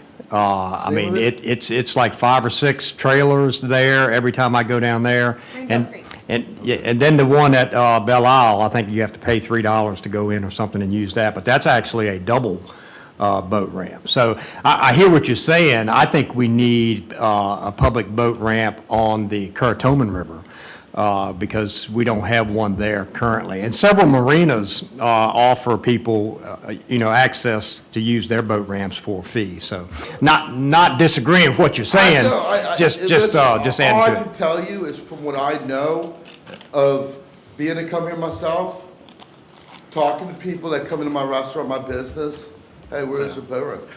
Personally, I don't even know. Yeah, I know about Clay's boat ramp, and maybe it could be just there's no marketing for it. Nobody's got great signage for it. They don't have big, hey, look at me, here's a billboard that says this way, public boat ramp, open from dusk to dawn, Jay, I'd agree, because I think there's a couple initiatives in the county that I've seen in other places do, and I'll go to some folks that are stakeholders in the local business market here and say, what about this? And the response is typically, well, we're already doing that. well, if we don't know about it, it doesn't help. So, and my family is guilty. We have a boat ramp that people don't know exists, and we could market better. So I think it's probably an education piece too that we could Website? work on. Yeah. Website, online, hey, when you put up Kilmarnock Boat Ramp, you know, all of them pop up and they're lit up like that. There's, you know, not, and then when you talk about money, maybe it's not expensive putting one in. I think there really could be one, but if I've known, I only know about clays. I mean, you know, at the boat basin, but I live off Indian Creek, so there you go. I can tell you probably 6 or 7 marinas that have it. Yeah. Great. I think we need to let it out. I think maybe what you're saying, Jay, too, is maybe like the River Realm weaves all these things together as an experience. They're not one-offs, they're not this. Right. It's, if you come here, here's the whole accoutrement Yeah. of things that you could do. Yeah. Oh, I want to go there. Yeah. And I think that's it, because I think we have a resource issue where our county staff does more in a day than I think is humanly possible. And then our small business owners are also in the same boat, you know.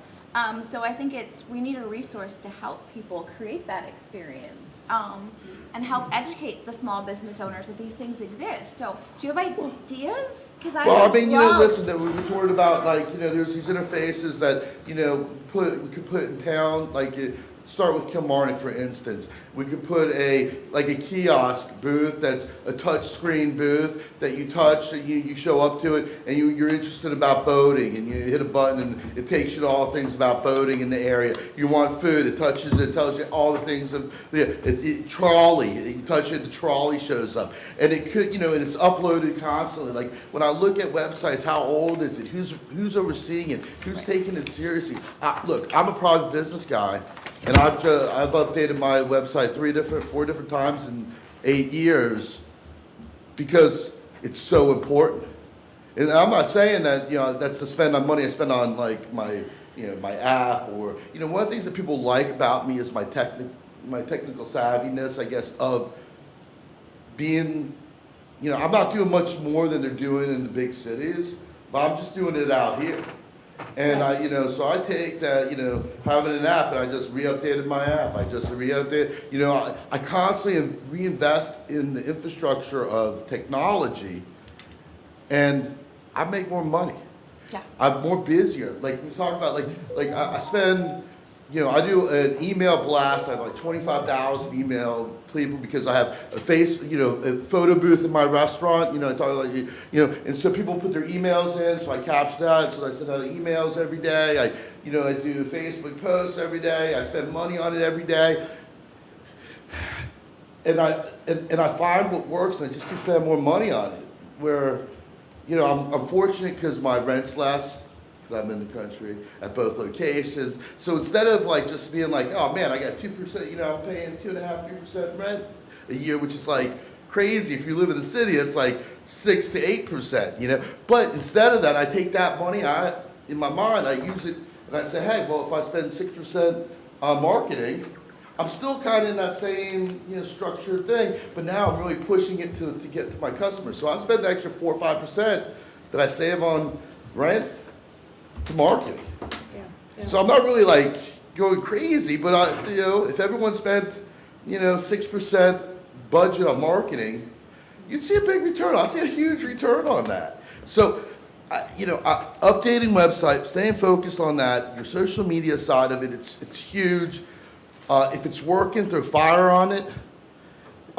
You know, make your busier days busier. Like, I'm not trying to make my Tuesdays and spend extra thousands of dollars. I've tried for a little bit.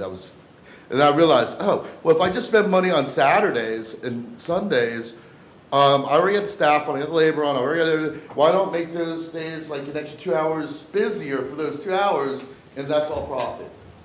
And so it's kind of saying, you're all running a business. This is no different. This is a business. How are you marketing? We talked about boating. We should all know where ramps are. There should be so if we sit back and we say, hey, you know, and my whole thing about government versus private sector is there's so many people that have to make a decision, so many board members, there's so many things that have to go through, and then we got to prove it, and that guy's like, oh, I don't really know. You know, think about Susan with the Kilmarnock, she just got pushing it through. Like, as far as I know, like with the park and, all these other things that she's doing, you just gotta throw the dice sometimes, man. That's what our business is. It's a gamble. But the idea is to do it. And when are you gonna do it? How long are you gonna take to get it done? That's my whole scary thing about government in general or big business. You gotta turn that ship really slow. When you're a little business, 2 restaurants, man, I'm more agile and mobile, Hey, if I don't like how I spend it, don't do that again. We can do it the other way. The other thing I want you to talk a little bit about, especially since you're in the restaurant business. Yeah. Okay, and your 2 locations are, one in Tappahannock and one in Kilmarnock. And we're also talking about boating. Now, I spend a lot of time, or as much time as I can, out on the river, okay, and doing all kinds of boating and sailing and jet skiing, whatever. I want restaurants on the water. Oh. I want to be able to go with my boat, and there's only like I a gotta tell you. handful. Well, I tell you what, here versus Tappahannock. So when I look over here and I see the restaurants, I'm with you. I think that's a great idea. There are a decent amount of restaurants in retrospect. Tappahannock, I don't think there's any. And that's a bigger, more pass-through area, more people. But for a smaller amount of people living here, you got Horn Harbor. Thank God Dan did something great with that. He just updated, put a tiki bar. I mean, he's invested tons, and I think he's starting to see return. We got Willoughby's. If there was the ability to get a better dock so people could dock there, that'd be great. But otherwise, it's not really that feasible. You got all the you got Urbana, you got the Dockside Grill. I know the restaurants. I like to be on the water. I think first off, let's get people on the water and they can go to these restaurants. You got a restaurant in Urbana that you can drive to. There are places at least to go to. You might have to make it your trip. I want to go to Reedville, so you make it your day trip to go to a restaurant, eat, and then come back home and day cruise back. I used to do that all the time. I lived in Texas on the lake, and not many restaurants there, but I'm with you. Food trucks on the water. Maybe. Gamble. It's a gamble. We don't have that many boats in the water yet. Wait till we have more boats in the water when you can have somebody choose to say, hey, it's worth the risk to try to put something together, spend $100,000 on a boat that's going to serve us food out there. It may work. Once again, restaurant business. A gourmet restaurant burger place in Kilmarnock in 2013. Gamble. A gamble. But with all these other things I'm doing now, the marketing side of it, it worked. That's the game. Once they all get here, then you guys can spend money on, if you want to do like infrastructure, fix the roads or add some light posts or something silly, it's fine. Get them here and keep them here. Don't waste this opportunity, man. This is our opportunity. I'm telling you, I'm nervous. In 3 more years from now, is it going to continue to keep growing, or it's going to plateau and then slowly go this way because Europe's going to open up, and the world where people would go on normal vacations to have the extra money are going to go there instead of come back to their river house. Because that's what I think. I think that's what really propelled us, is that they couldn't go anywhere, and then they spent all their money with the locals, buying all the jet skis and buying all the boats and the used boats and the used car, all right here, which is awesome in America. I think this is our golden, revamp your stuff, do it, don't take forever to do it. Somebody make a decision and go forward. If it means, buying, funny thing, Burke's Jewelers, we love Karen, right? Yeah, freaking cool. They had a billboard in Tappahannock for a long time. I said, damn. At the time, they didn't have the Warsaw one. They only had the one here in Kilmarnock. I said, Karen, why? First off, I wanted her billboard, and actually I have it. That's the one I actually ended up getting. But I was like, man, you have this great billboard. Does it really do anything for you? You're like 45 miles away from that one billboard. She goes, yeah, but she goes, for what it costs for a billboard, let's just say, $600, $700, somewhere in there, a month. She goes, all I had like 2 guys come in this past month that spent, 15 grand together, combined. That solved my thing. They wanted similar, the vibe of the Northern Neck, and they spent a ton of money with me. So that's all it takes. Takes that one She has person outside seeing it. West Point too. They have one in West Point? Yeah.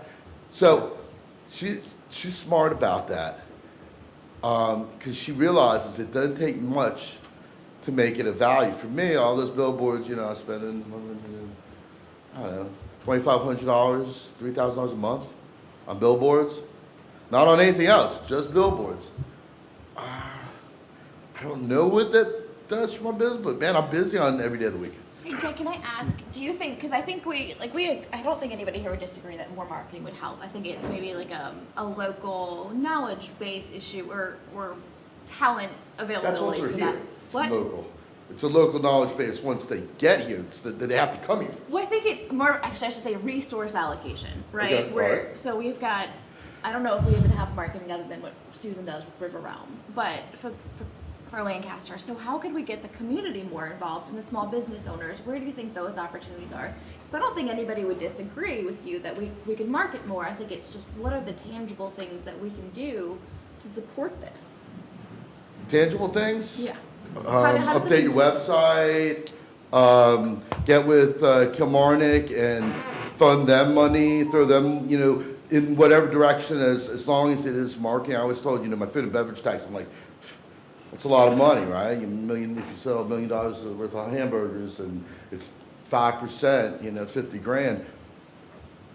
What am I getting for 50 grand? I know I'm collecting it for you. I'm not actually paying it. But they give me like $150 back a year for doing all that work. But what do I get for it? I said, all you got to do for me, Susan, is just spend it on marketing. Pull people out here. And I'm fine with it. I feel great about it. Now, what can you get the local business to do? They should stay open more days. Being closed Sunday, I hear it the other day, being closed Sunday, Monday, and Tuesday doesn't help. I wouldn't mandate them to do it though, because nobody likes somebody forcing somebody to do something. But, I do well because I'm open. I can't tell you, I got a great review of the 5-star Yelp review because they're like, number one reason he gets the Yelp review today, he was open on a Monday. I was like, all right, I'll take it. But that's part of the situation too, because we have hobbies. People are doing it for hobbies, they're not doing it for a living. Sure. So that's part of the issue. How can we engage those business owners more to get more involved? Because I know I think I'd like your perspective on that. You can support them with their own marketing. I think Susan did that during the pandemic. She went around, kind of gave people ideas on how to use Facebook as a marketing tool, how, giving them support on, hey, websites, maybe you create your own website here. This is how you do it. Because they're very unsophisticated on that, and they don't want to be sophisticated on that. That's the problem with a lot of the business owners. I'm going to just say it right now.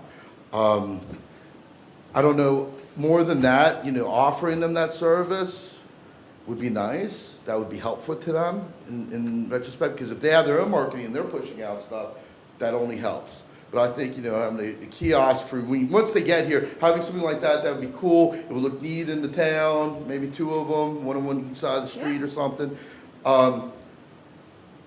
That helps them on the infrastructure on that side, plus a big marketing campaign where, maybe, have somewhere, talks about, boats and ramp. We've got your ramp down the street, left here, or better signage,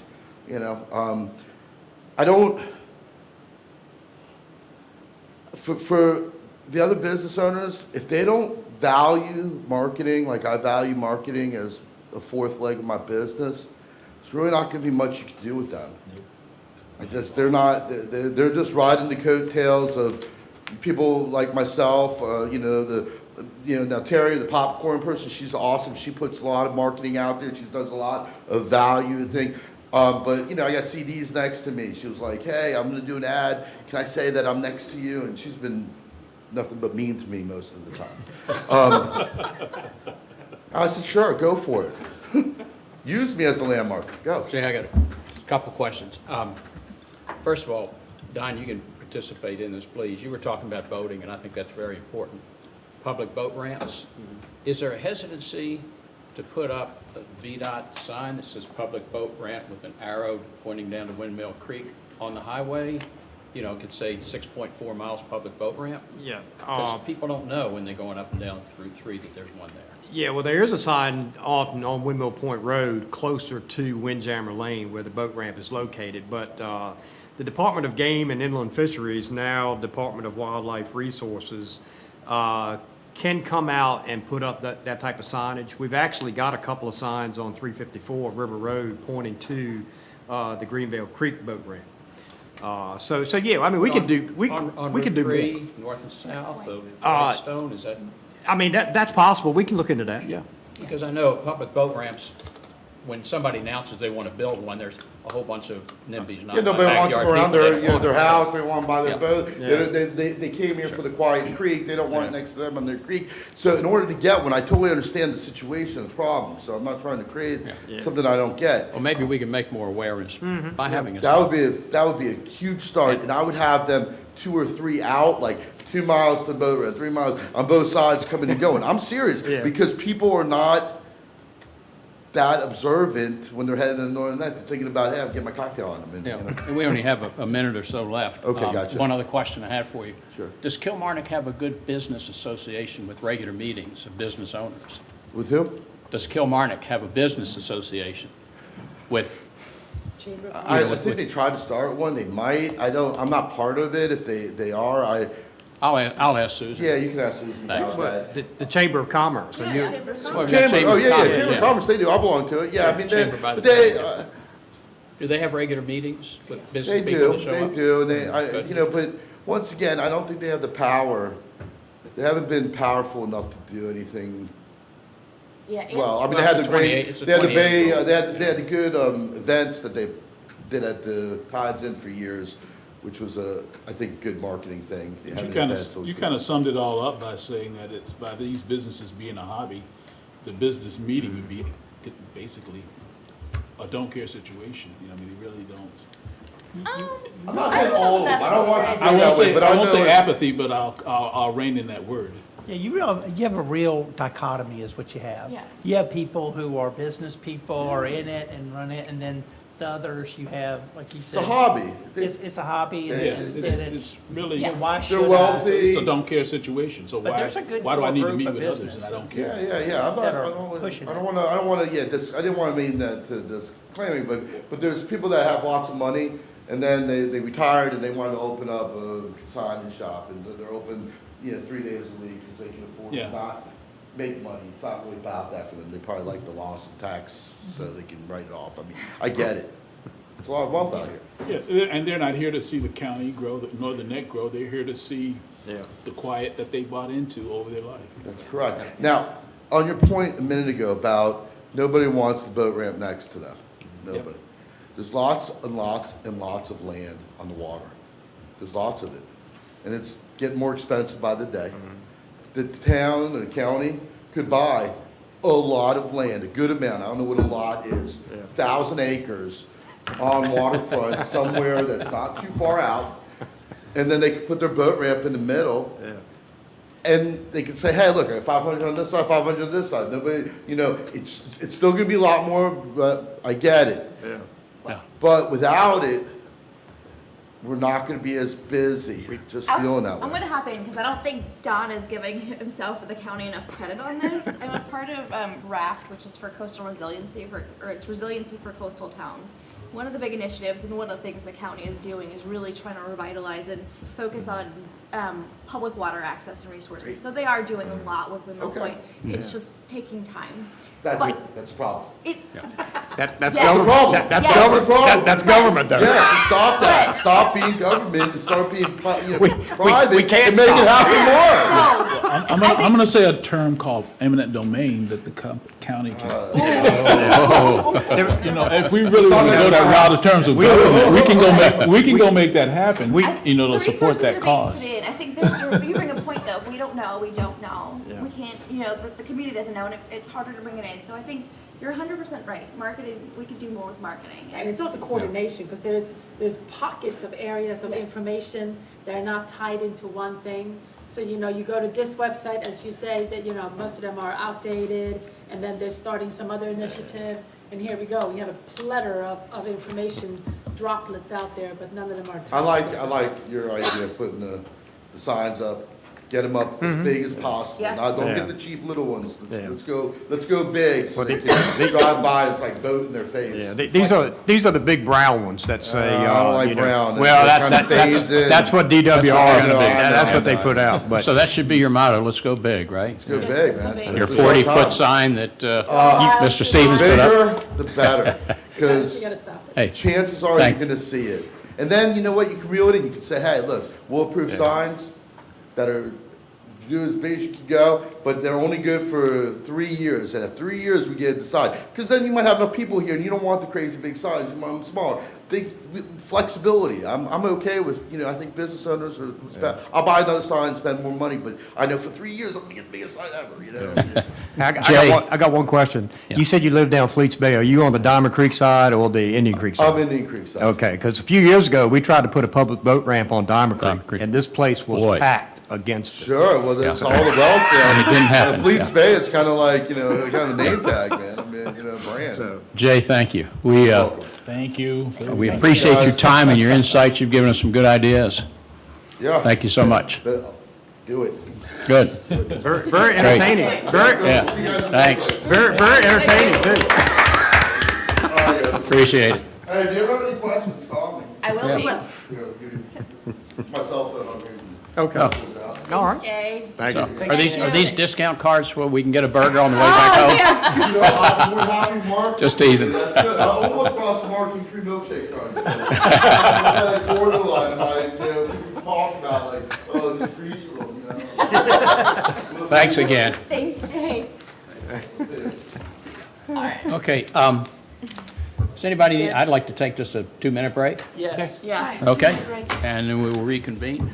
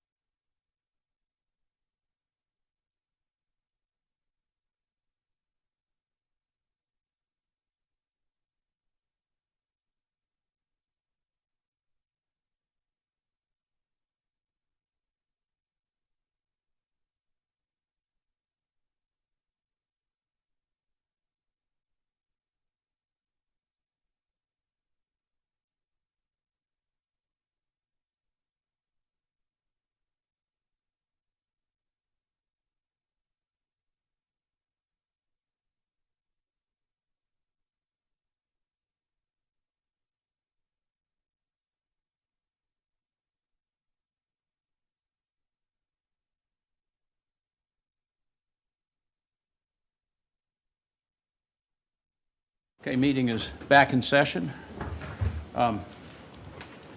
Don, you're up next for the financial status report so that we'll know where we are with our money before we start making any. Well, that is public knowledge, so I'll just read that to you. You have two accounts.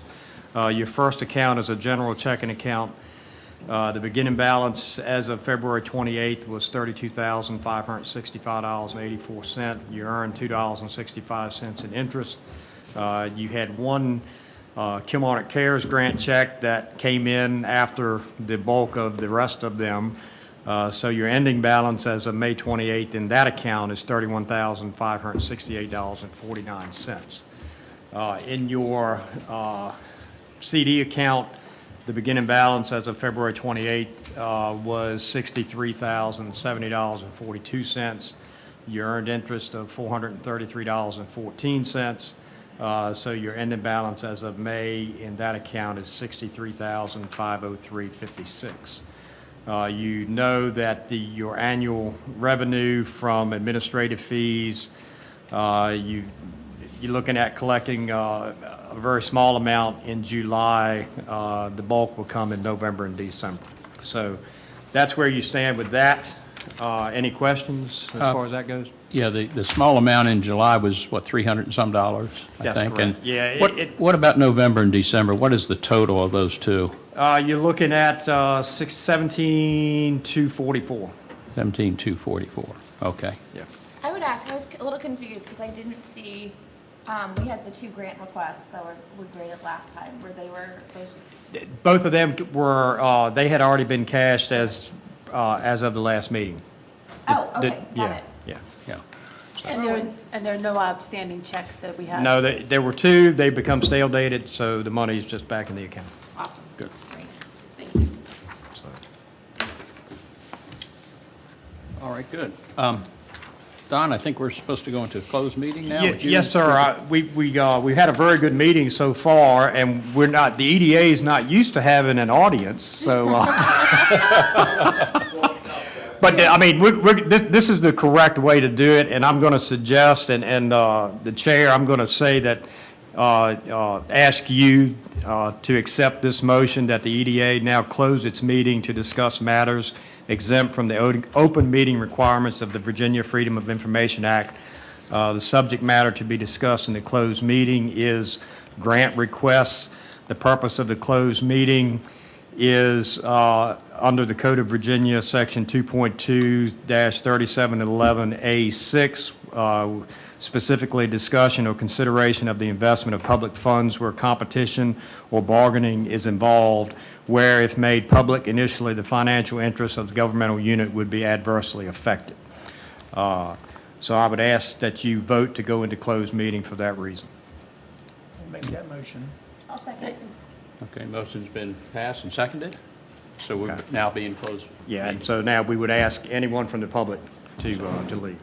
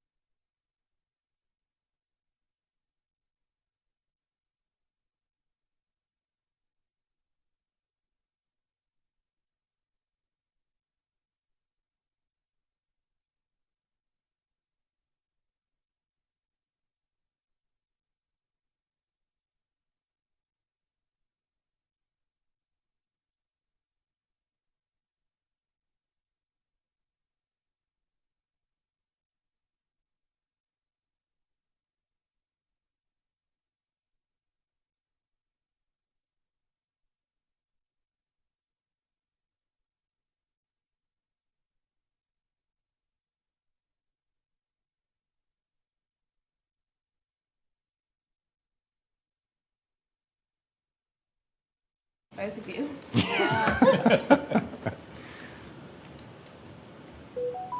Anytime you use the word pursuant. Yeah. All right. Whereas the Lancaster County Economic Development Authority convened in a closed meeting on July the 15th, 2021, pursuant to an affirmative recorded vote on the motion to close the meeting to discuss grant proposals in accordance with Section 2.2-3711A6 of the Virginia Freedom of Information Act. Whereas 2.2-3711.1 of the Code of Virginia requires a certification by the EDA that such closed meeting was conducted in conformity with Virginia law.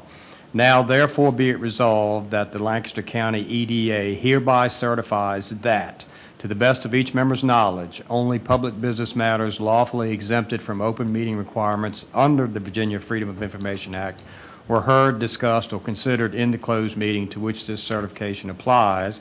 And number two, only such public business matters as were identified in the motion by which the closed meeting was convened were heard, discussed, or considered in the meeting to which this certification applies.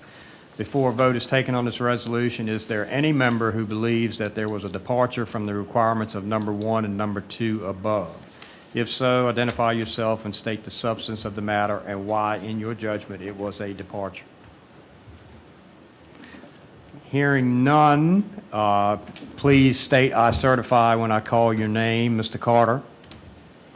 Here. Oh, say "I certify." I certify. Dr. Silverman? I certify. Ms. Rowland? I Bryce certify. Rowland. Mr. Laws? I certify. Mr. Sapersky? Certified. All right, motion is adopted. You're back in open meeting. Okay, good. All right, we're back in open meeting, and we are going to go through the grant request and give a designation on what we're doing with them. First was Gander Design. Gander Design had asked for $10,000 to improve infrastructure and improve the community in the neighborhood, and also to get his business off the ground. We've discussed it, and I think most of the members felt that he checked a good number of the boxes, so now we need to designate how much money, if any, that we're going to grant him. Is there any discussion amongst the board? To just get something on the table, I'd make a motion to approve 7,500. Okay, we have a motion on the table to approve 7,500. Do we have a second? I'll second the discussion. Pardon? I'll second for discussion. Okay. Okay, we have a motion, it's been seconded. Any discussion? Yeah, I probably would suggest a little bit more than that. I think he's, to me, he's one of the top candidates for this, so maybe I would probably maybe bump that by like 1,500 or so. So maybe like 9 for me. I think we have limited resources, so while I agree as a top candidate, I do worry that about our pool for the next round. If we're only getting $17,000 of funding in the next round, that comes through the bonds. So I think I would go $7,500 or less.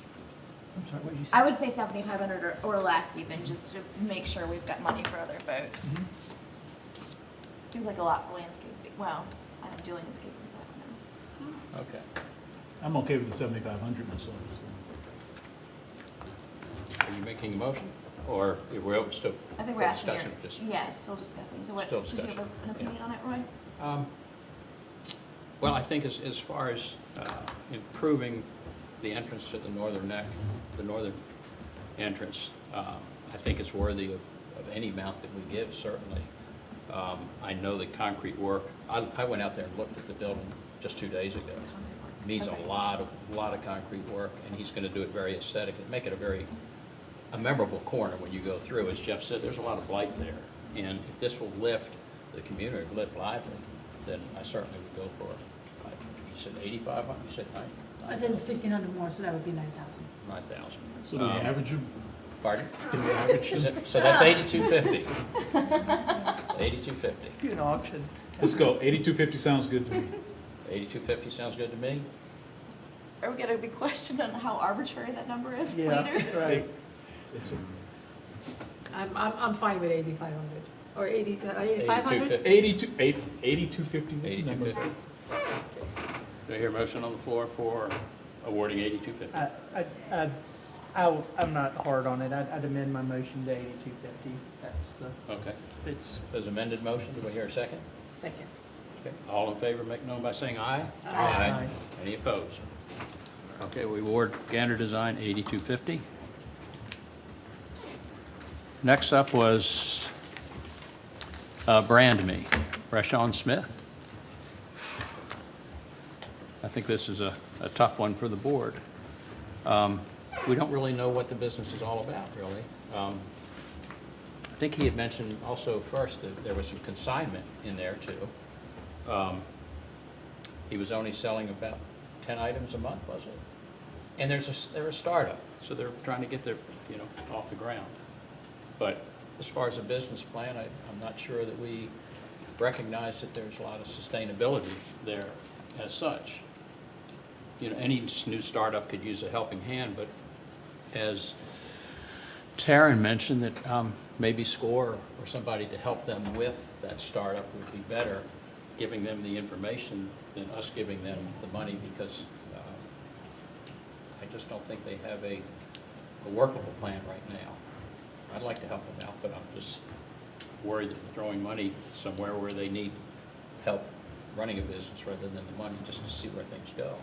I think my thought, I'll throw in from an inclusivity perspective, I'd like to give them something to maybe a little bit of runway, will they, not a lot, but $500 or so to actually just help until they can get somebody in there to help them with the mentoring, just a little bit of runway to help and see if they take the opportunity or not. And then invite them to reapply later if they've been able to get the mentoring and shore up.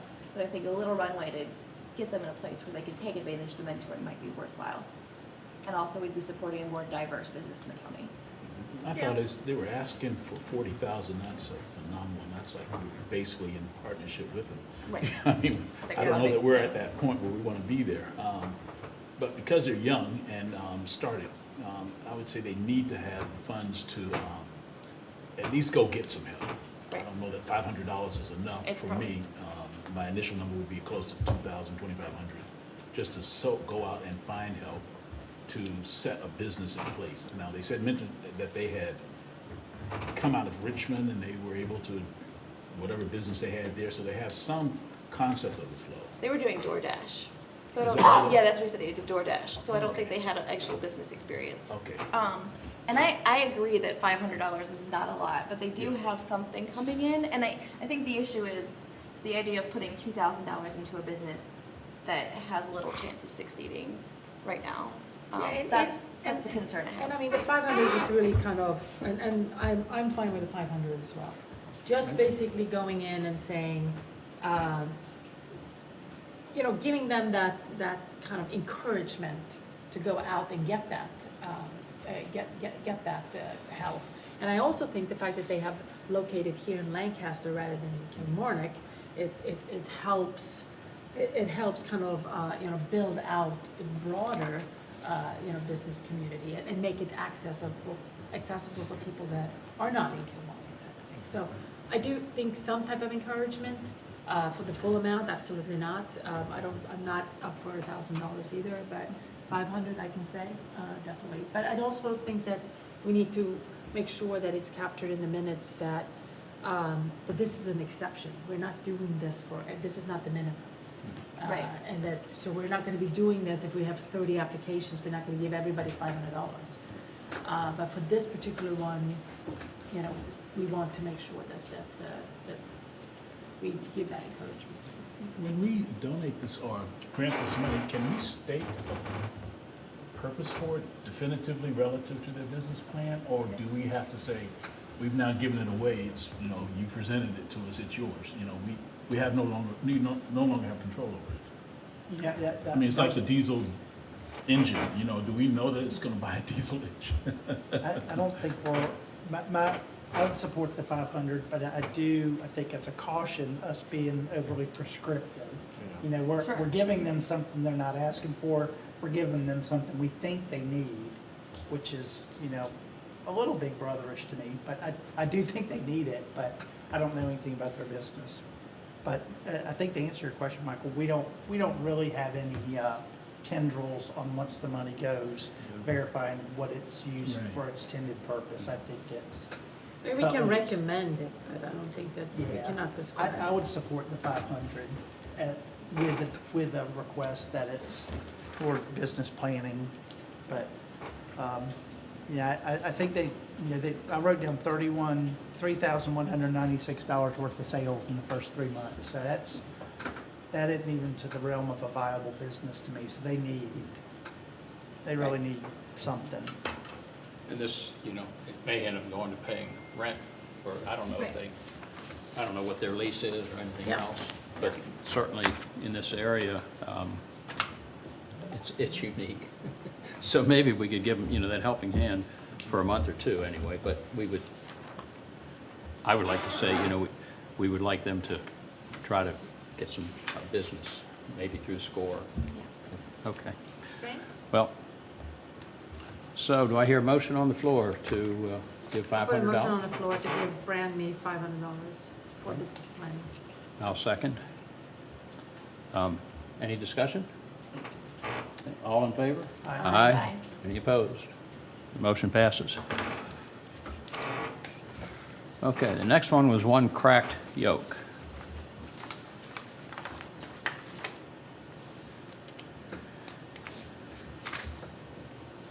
Yeah.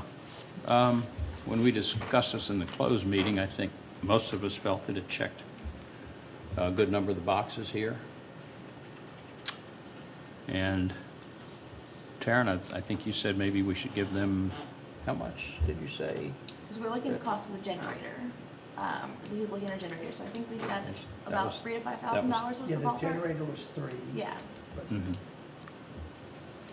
I think, I mean, has a good history, I mean, knows the business, I guess, but not the food truck, but the restaurant business, so I think that's in the plus category. I think he's clearly, you know, put a lot of his own money in it already, which is to his benefit. And the menu looks outstanding, I think, for food Well, the truck. I pictures think look he would have- outstanding. I don't know if there's Well, That's the criteria we evaluate. Can't wait to try. Well, you saw the menu though, so, Yeah. besides the pictures. Yeah. Looking at the menu, you can go from one crack yolk to Northern Neck Fitness and even each other out. yes. Yeah, I think I would say $2,500 I'll throw out in terms of, that's half the cost of a generator at the top end. Plus a couple of the other startup expenses of he asked for the smallware and stuff, so that's a 50%. Okay. I would probably double that. I would put it at 5,000. I feel the same. I put it at 5,000 because, just because what I've done, history of food trucks, and when I've seen a successful food truck in this area, there are lines of people. And I think he will get lines of people, even though he's just open for breakfast. You know, I live in Whitestone, we've been suffering, nobody, you know, it used to be Willoughby's had a good breakfast, but then they moved down to the, you know, into Lancaster County. In Whitestone, nobody could get breakfast there except at Rocket Billy's, which started, you know, Billy had Alzheimer's and things just went downhill, so everybody was going to Kilmarnock if they wanted to get a breakfast. Sure. Or over to the Pilot House, you know. So Right. I think having a food truck is gonna be great for the county, for special events and things like that. You know, if you're having big meetings here, Don, in the morning, he could park right across the street, right? I think I would, So I think 5,000, I would go for 5,000. I would go for the 3,500, which would cover the price of the generator. I mean, that's what he basically requested in most of his presentations. Right. Focus on that. So. Yeah, I didn't notice it before, but on the last page of this proposal, he does outline the 10. right, I didn't see that. The generator I'd seen the generator's 3,800, initial food purchase 2, smallwares purchase 2,000, advertising 1,200, initial paper purchases 1,000. But the generator at the end is 500 to 3,000, he says. But on the very back page, he says 3,800. 3,800. Very back page, after the pic. Yeah, after he right before the pictures of the food. Yeah. I guess, Okay, my there you go. thoughts on this are, I would ask the total startup cost, because at some point, we're funding a big chunk of his startup costs, because I think these are lower than most, and I'm also, Well, the truck alone is 25,000. You know, right, so- and 5,000 ends up being 40% of that. 20%. So, we can't, plus, we've got other businesses in the future that we have to worry about, and I don't think we're bringing enough money in via bond money to dole out all of it. I think we should be a little more conservative to make sure that future businesses also, we've got money there. Yeah, That's but- where I'm coming from. Yeah, but, you know, the thing is that, I mean, that's a different, to me, that's a different story. Yes, we don't have enough cash, it really, and we need to be working, that's one of the objectives that we need to be working on, to try to get more cash in. That doesn't mean, to me, that we should be, you know, that we should be conservative on what we're giving out to the, they either deserve the money or they don't deserve the money, as far as I'm concerned. Whether we have, you know, a lot of money in our, or we don't have enough money for future situations should not affect them. I would disagree with that. I don't want to spend it before we know where it's coming, so I'm sort of in Terrence's camp on that, but I'd support 5,000. One of the things I like about this business is the fact that he's supporting a lot of the other local businesses. He's buying from local farmers, he's Yeah, buying that's a great produce, he's point. buying everything else. So Yep. that helps a lot of Very other good people. point. It's not just helping him, it's where, you know, his fingers are going out to the community. Fair enough. So, Okay. True. I'll support the consensus. pardon? I'll support the consensus. Okay. So we have I'll make a motion on the floor that we give the One Cracked Yolk $5,000. Sounds Yeah. good. Second. Oh, Oh, sorry. you- Seconded. Nope, we're good. You I have wanna something discuss else that? after. No, Okay. a separate point to go in the Okay. minutes. Okay, Okay, any discussion? We've already had discussion, so all in Aye. favor? Aye. Aye. You're good? Motion passes 5. I think we should come up with a policy though for what we want to keep in the bank so that we can use that as a guideline for the future. So maybe in the October meeting, we discuss a policy for that. Okay. Yeah. Good. We can do that. Yeah, we need All to right, discuss so- all of that prior to what we're planning on doing prior to the meeting, because this could blow up real quick, Yeah, Yeah. Yeah. really quick. yes. So we have sail and surf now. We've talked about it. Let's go ahead and, No, can Northern we Neck do, Fitness. Northern Neck Fitness? Fitness? oh, I thought we were going to table Northern Neck Business. Well, I mean, you need to do it in open meeting. Okay, if yeah, you're yeah. gonna do it. Okay. On the Northern Neck Fitness, I think there were enough questions as far as where the source of funds were for me, other than our 10,000. His pro forma only showed our 10,000. We know there's more there. I think we need a little bit more information before I would be comfortable granting a request. So that would be my motion to deny, but to see if we could get more information before our October meeting to assess it then. And we have a motion on the floor. Do we have a second? I'll second discussion. Okay, and now we have discussion?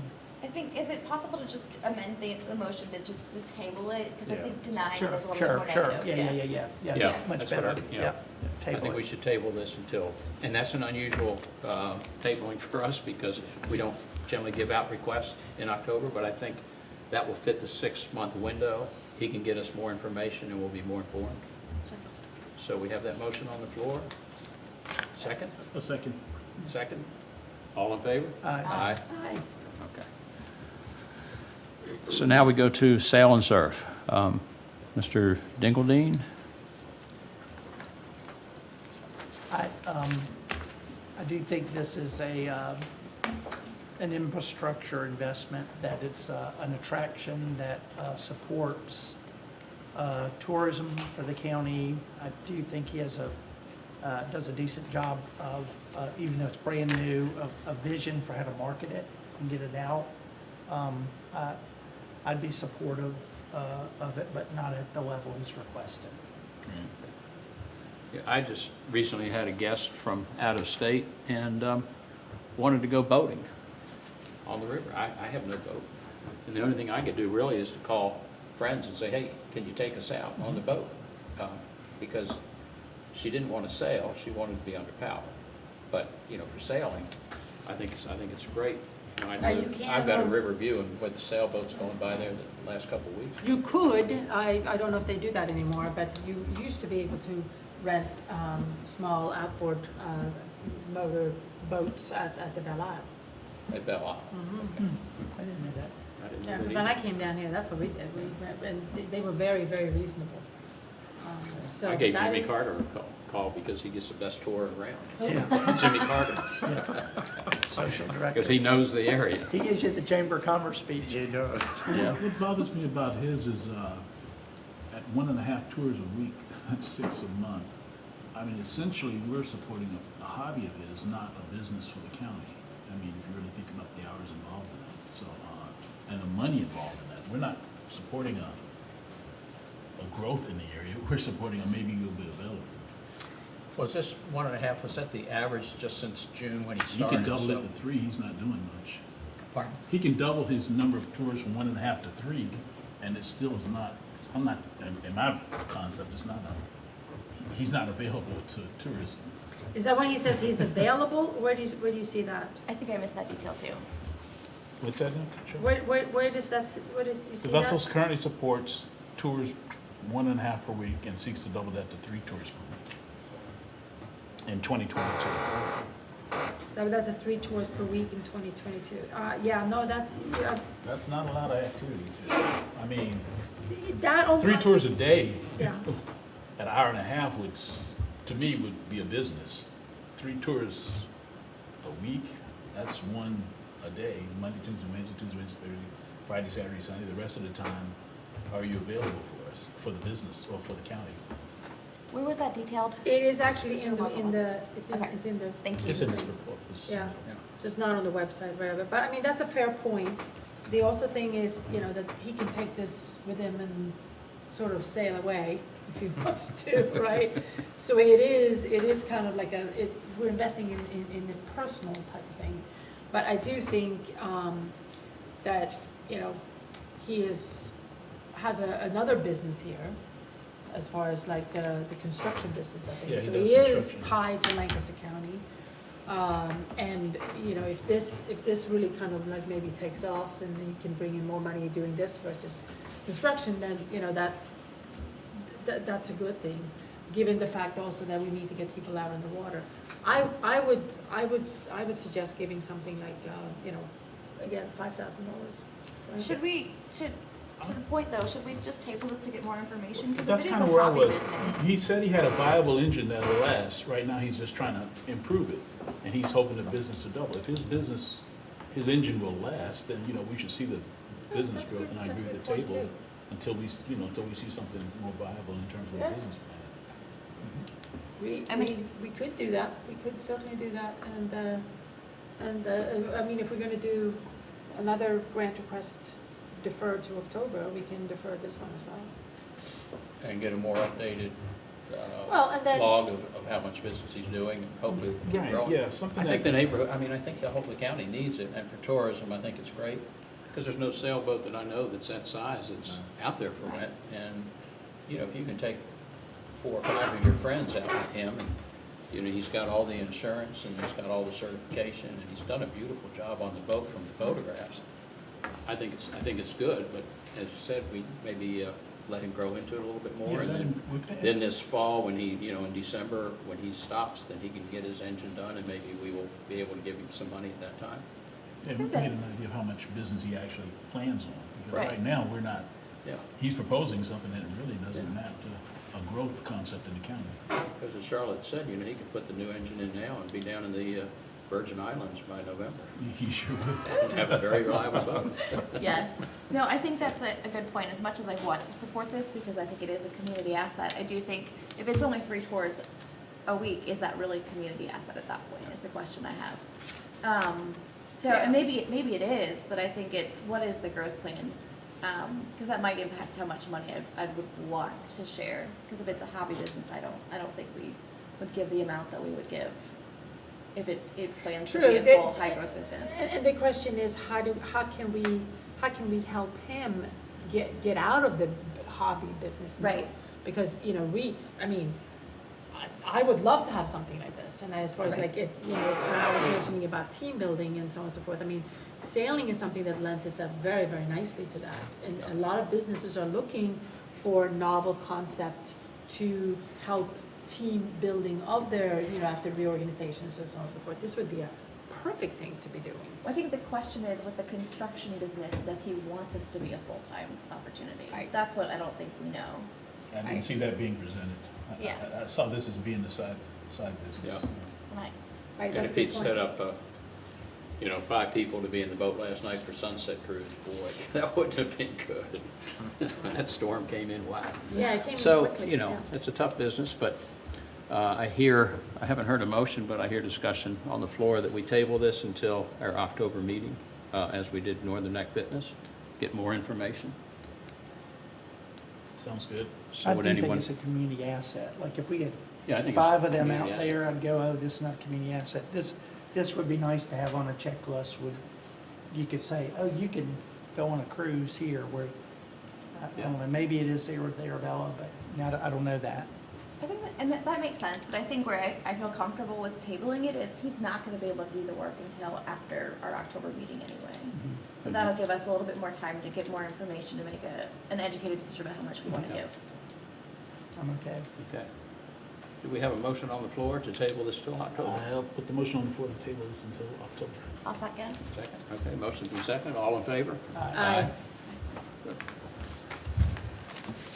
Well, thank you all for staying a little bit later. We do have a couple of things that we need to check off the other boxes. The meeting moments, well, actually, we have a presentation, the CBRAC updates and EDA representation. Jeff sent out to everybody yesterday information about what CBRAC's been doing. It's just the current Yeah. working draft, so don't, Yeah. but you can go through the categories and see where, what happened with that stupid thing? You can see where the emphasis is being put on that. I think honestly, we've had a huge trouble getting our next meeting with everyone's schedules. I think now, Don, did we ever land, it's still floating out there, right? Yeah, I think no final date has been set. Yeah. 18th. Is that for sure?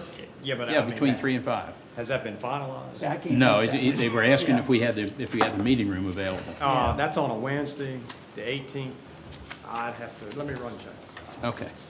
But I think if you go through it, you can see the goal is at our next meeting to add more specificity to some of the areas that would be areas of focus.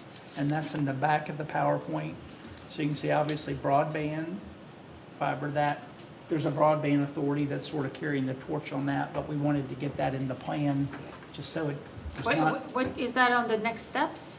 It's on page, well, it's, I have it on page, I did 2 to a page for me. So, go about midway through the deck, Charlotte, I'd say. Uh-huh, You'll see it says broadband fiber to every household across the top of the slide. okay, oh, yeah, okay. So that was one. We just wanted to there's already an effort on that CBRAC's not doing, but we want to make sure it got incorporated into that. Affordable housing, we know that's constricting economic growth here right now, being able to do that. The thing I alluded to before, that economic development comes a priority at county government, and that gets to money and boots on the ground, that somebody is vested with the responsibility for economic development for our county as their primary responsibility, and it's not an adjunct or a volunteer-based thing. Education, we know where that needs to be built out some more. I think you all know the discussion surrounding that. Recreation, there's a lot there. So the water access, obviously, that needs to be solved for in whatever form or fashion. We talked that today. That Tri-Way Trail, I think we're sort of high on that, thinking, we got the initial $135,000 to explore that, but to build that out, what would that look like? How would it be paid for? But that would be a recreational resource for the county. So I think you can just look at some of the things there. Creating a business-friendly environment. It's not in here, but I did meet with Brian up here at the county and then with Marshall, and I went through believe it or not, the EPA has a really good checklist for rural and small town economic development. And I went through the checklist of those two because it specifically relates to codes, policies, and programs, 3 different levels. But I went through codes and policies with those two to see, are there any things within our codes or policies that are constricting economic development for businesses, so, and residential stuff. So we're looking at that. And then the last one gets right to the heart of our marketing message is, when it says public education, it doesn't mean schools. It means marketing, really, is what it means. It's like, how do we tie it all together, let everyone know what we're doing, let everyone know where we're going, and make sure that the plan gets integrated and publicized, and we're all singing the same message. So that's what public education means. So there's still a lot more meat to put on the bones, but that's where we are today. if that So makes sense. when is that going to be completed or finalized? I think our next meeting, I guess, is the 18th. And I think the thought is, once we have that, we think we'll have a plan. We don't want to be overly prescriptive. We just say, here's the general guidelines, here, Board of Supervisors, what do you want to do with it? And the Board of Supervisors would need to adopt it. So, and then, so I would, I don't know, September, October, say, present to Board of Supervisors, but we definitely have at least one more iteration to go through before we're ready to present it to Board of Supervisors. And, you know, my question is, where do you draw from to get? Because a lot of these things that you're putting on here, and a lot of things, I mean, they have been on previous strategic plans. Correct. Both from the county, they've been part of visions. I mean, these concepts that we're talking about now, and are still needed, of course, Yep. have been kind of tossed around for years and years and years. Right. So, as part of that update, are you kind of drawing from new blood, if you want to call it that, in the county, so that we do get those more novel type of things in here? I'm just worried that we're just rehashing what we have been doing. Not any, I don't mean any personal, so please don't take it that way. I don't think that's the case, but it might appear that, because honestly, the needs haven't changed that much. We just have never implemented. We've never acted on it. That's our primary point.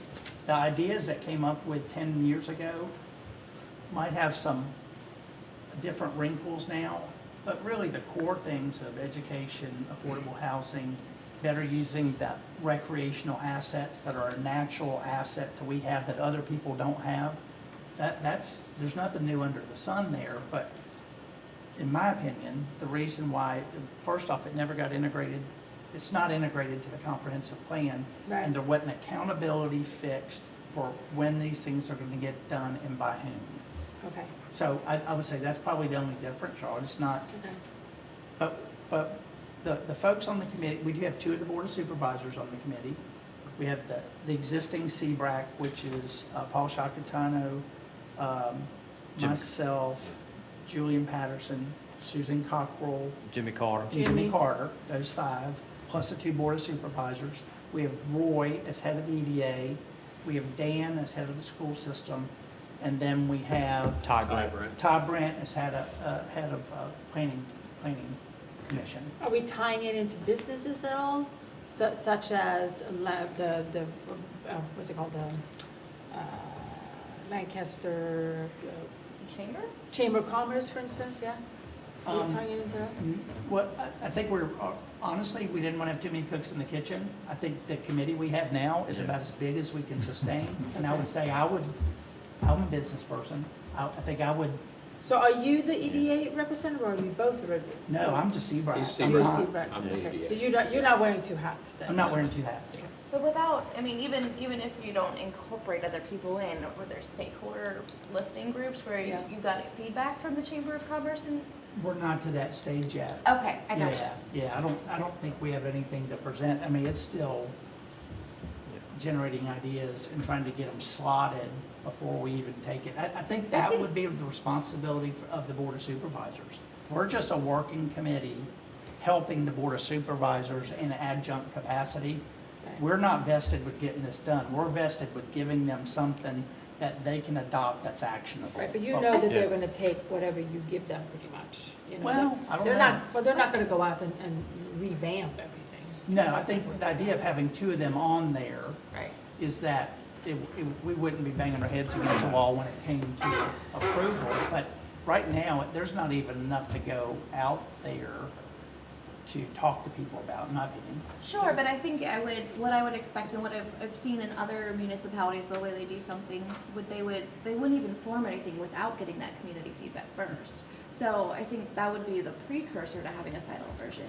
Because I don't know who's speaking to the small I don't- business needs. I mean, I think we have tapped into of a lot of the stuff that is done, like incorporated this was the Visions exhaustive survey that was done years ago. But Yeah. really, if you read the output of that, like I said, it's nothing new under the sun. We just have not executed on it. So I would say it's not an insular group that's not, Okay. we've taken plenty of inputs, but we haven't had a public hearing on it. But, I don't know. And the question is then, are we as EDA basically gonna adopt the strategic plan, Taryn and Jeff? Because you I were don't the even one- know what we're doing now as an EDA right now, candidly. Right, because it's- I honestly think what'll happen when you get down to, I mean, this is me talking, this is not the committee talking. But when you say economic development a priority at the county government, slotted in there is a position Right. at the county government. I think that position is gonna be the primary interface with this committee. And And how those is, two would work in concert. right, and how is, Okay. 'cause That's I'm- my, I mean, that's just me talking. Right, because I'm getting confused about the role of the EDA versus CBRAC. CBRAC's gonna go away. Yeah. CBRAC is a Oh, temporary. okay. We are, Because I'm thinking like, you know. We are not a what's standing- what's the- No. we're an ad hoc committee just to get this up and serve it up and walk away. I mean, you've got some, and just to Okay. add to what Jeff is saying, I mean, Julian Patterson is on that committee. I mean, look at what he's done in Kilmarnock and Irvington and with Compass. I mean, so you've got business acumen there. Jeff, you've got Jimmy Carter. Jimmy Carter's a wealth of knowledge. The CBRAC, like Jeff said, will eventually go away. It's just an advisory group to the Board of Supervisors to help give them the vision. And what's different, you asked what's different than the last 10 years, the board's actually putting their money where their mouth is now because, previously it's all just been lip service about economic development. Now they have actually put money in the budget for an economic development director in my department, and it's funded. But we need this documentation from CBRAC to kind of give that person marching orders, what to do. And see, Kilmarnock lost Chad Thomas, and I'm an economic development person for the county is going to be heavily involved with the town because that's where the majority of the businesses are. So, we're trying to work with Susan to see how this person may be not just a county employee, but benefit all the towns as well. So, I think the difference is this current board has put the money in place to fund this position.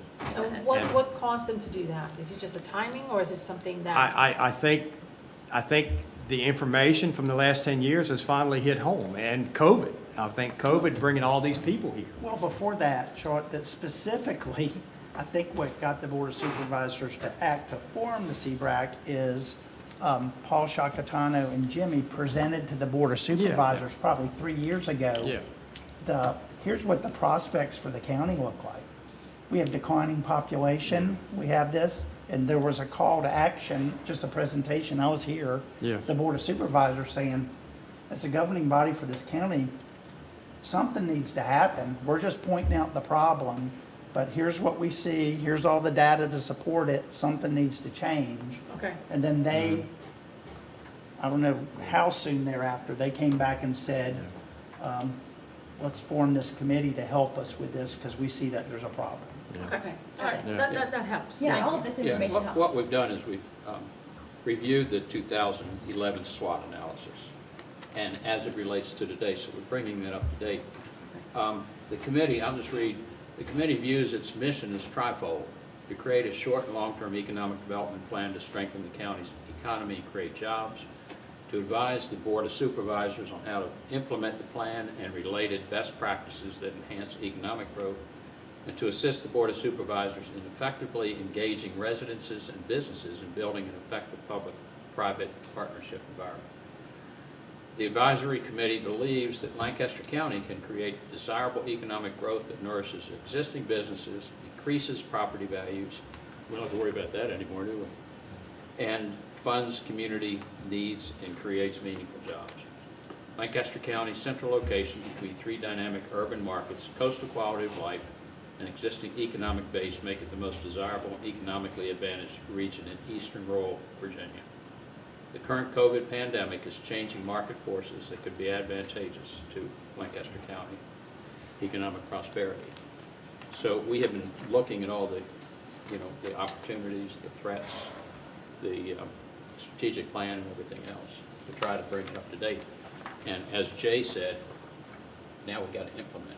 Right. Now we got to get going. I think Jeff said this is we're sort of at an inflection point now, and now's the time. COVID has changed a lot of things. So. How much money are they donating, are they putting to this cause, I guess? I'm sorry. How much money are they putting to this cause? The board has funded, the position is funded at a salary of $75,000, not including benefits. So that's what I'm working with. That could change. But as far as the board putting additional money into economic development, nothing beyond that right now.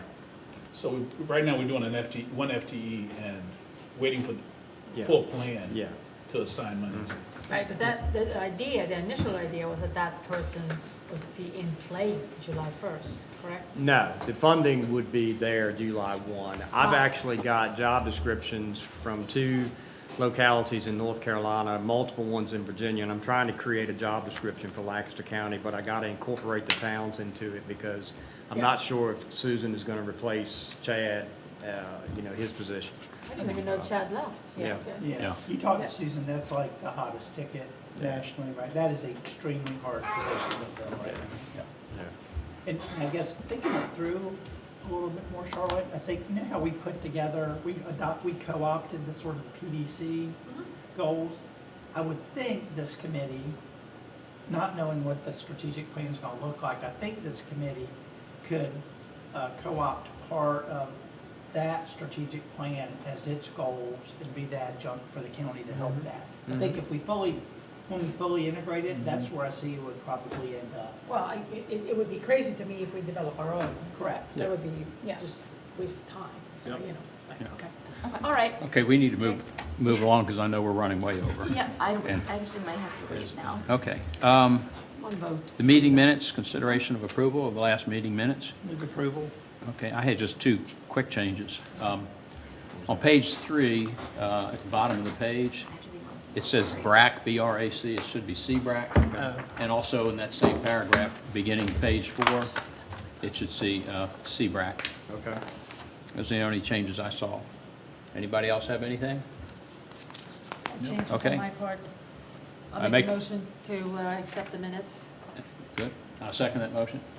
All in favor? Aye. Aye. Good. Okay. Any other business? Status update on individual objectives from the April meeting. I think we defer that. I make a motion to defer that to October. Okay. I'll second that motion. All in favor? Aye. Aye. Do we have a motion for, any other old business? Is there any other old business? I do want to mention one thing. In last Thursday's Rappahannock Record, if you can get a copy of it or go online, there was a letter to the editor that says, where is the visionary leadership? Yeah, I saw that. And he's basically taken Lancaster County to task for not having any plans in place or any visionary leadership. And I'd like for the EDA and also CBRAC to try to address that and maybe engage this person, say, what would you suggest? But also, we are working behind the scenes to do a lot for the county. Because he makes us sound like we're doing nothing and Warsaw's doing everything because they got Amazon. Yeah. Well, we got an Amazon coming to Kilmarnock too, a distribution center. So, We do? Yeah. Oh, good. Wait, via Warsaw, you're saying, or we actually have a separate distribution? No, it's going to be an Amazon distribution center in the Kilmarnock Shopping Center where, behind gosh, where yours truly and all is in that one. Bless you. Yeah. Wait, so I'm gonna ask, is grocery delivery part of that? I don't know about that. Taryn, shop local. I Yeah. can't, I know, Just saying. She kills to get grocery delivery. CRAC needs to have convenience as one of the top. I hear you. Yours truly is by the shoe store? Is that right? It's the shopping center where Peebles used to be. Yeah. Okay, yeah. all right. Okay, yeah. It's actually the place where Peebles was. That's where it's going. Good, good, Gordon. Peebles, Yeah. Gordon's, Yeah. yeah. Yes. Yeah. Right, we'll see you. I have to be in Alexandria at 3 and then I have a reception Go. tonight, so All right. I've gotta run. All right. Thank you, guys. Thank you. Thank you. I gotta go too. Yeah. Well, I think everybody probably has, Jeff, I know you're probably running behind now too because of this. Enjoy your ride. What are we doing with these, Yeah. Michael? My bad, apologize. Thanks. We're gonna be giving these to you, right? The scored ones. Yeah, that was my next question. What do you guys, what's the path forward on this? I think we should score them as if That's what I was thinking. I we think haven't you should take this, voted, but then the vote is the official one, so we'll see if they match. go through the ones that we decided to give money today, put your scores down. I'll consolidate it all and send it out and see how the scores compare to what we decided. Yeah. That makes sense? Sort of back testing. Yeah, Yeah, there you go. validating our idea. Now, I would like to mention one thing. Samuel Rice, when he wasn't at the last meeting, I had called and spoke to his wife. She said, well, he's on the other phone. I said, please have him give me a call because we need to talk about some things. And I never got a call, so I emailed him, never got any emails back, and I don't think we've had any participation really from him. So I'm going to ask Bill Lee if we can come up with another representative, because he's only been, I think he came to one meeting, Yeah. but it's been Yeah, I incommunicado ever I since. did the same thing. I sent him 3 emails, called him 3 times, and never got any response back. Yeah. So I'm going to reach out to Bill Lee and see if we can find a replacement there. Okay? Sounds Uh, Is that?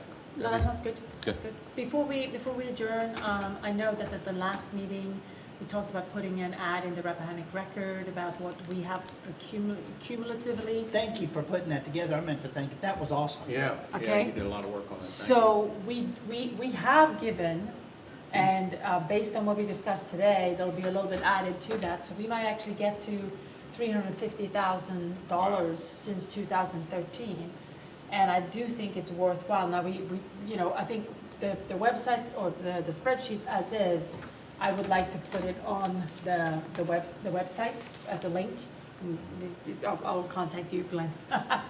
But I think, in a modified version can be published in the Rappahannock Record, because I think that is a really nice thing for us to be able to promote ourselves as well as what we have done for the We community. could also put wouldn't up a give billboard that says the EDA has given away $350,000. Come get yours. Yeah.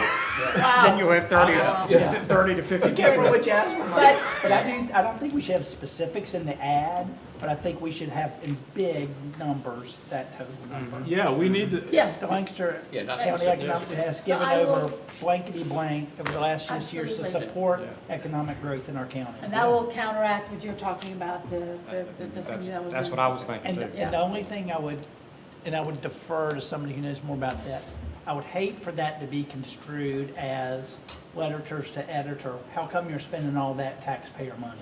Somehow we need to get into that ad, that none of that is taxpayer money. Well, Absolutely. Now, my notes is from last time, is that you were gonna write an article up or I don't or not? remember that, but, Remember that? That is in the minutes. yeah, Thank you, Don. yeah. So, but if you put a draft together, I think we all can help, Yeah. kind of like wordsmith that or whatever. And I will update the spreadsheet with what we decided to do today. Okay, And then we can go from there, because I do think that information is, Yeah. Sorry about that. it's something that, since 2013, we've given away that much money. it's a huge amount of money. It is. Today It is what? is. It's not taxpayer number. 13,700 today. 12, 5, 13,250, right?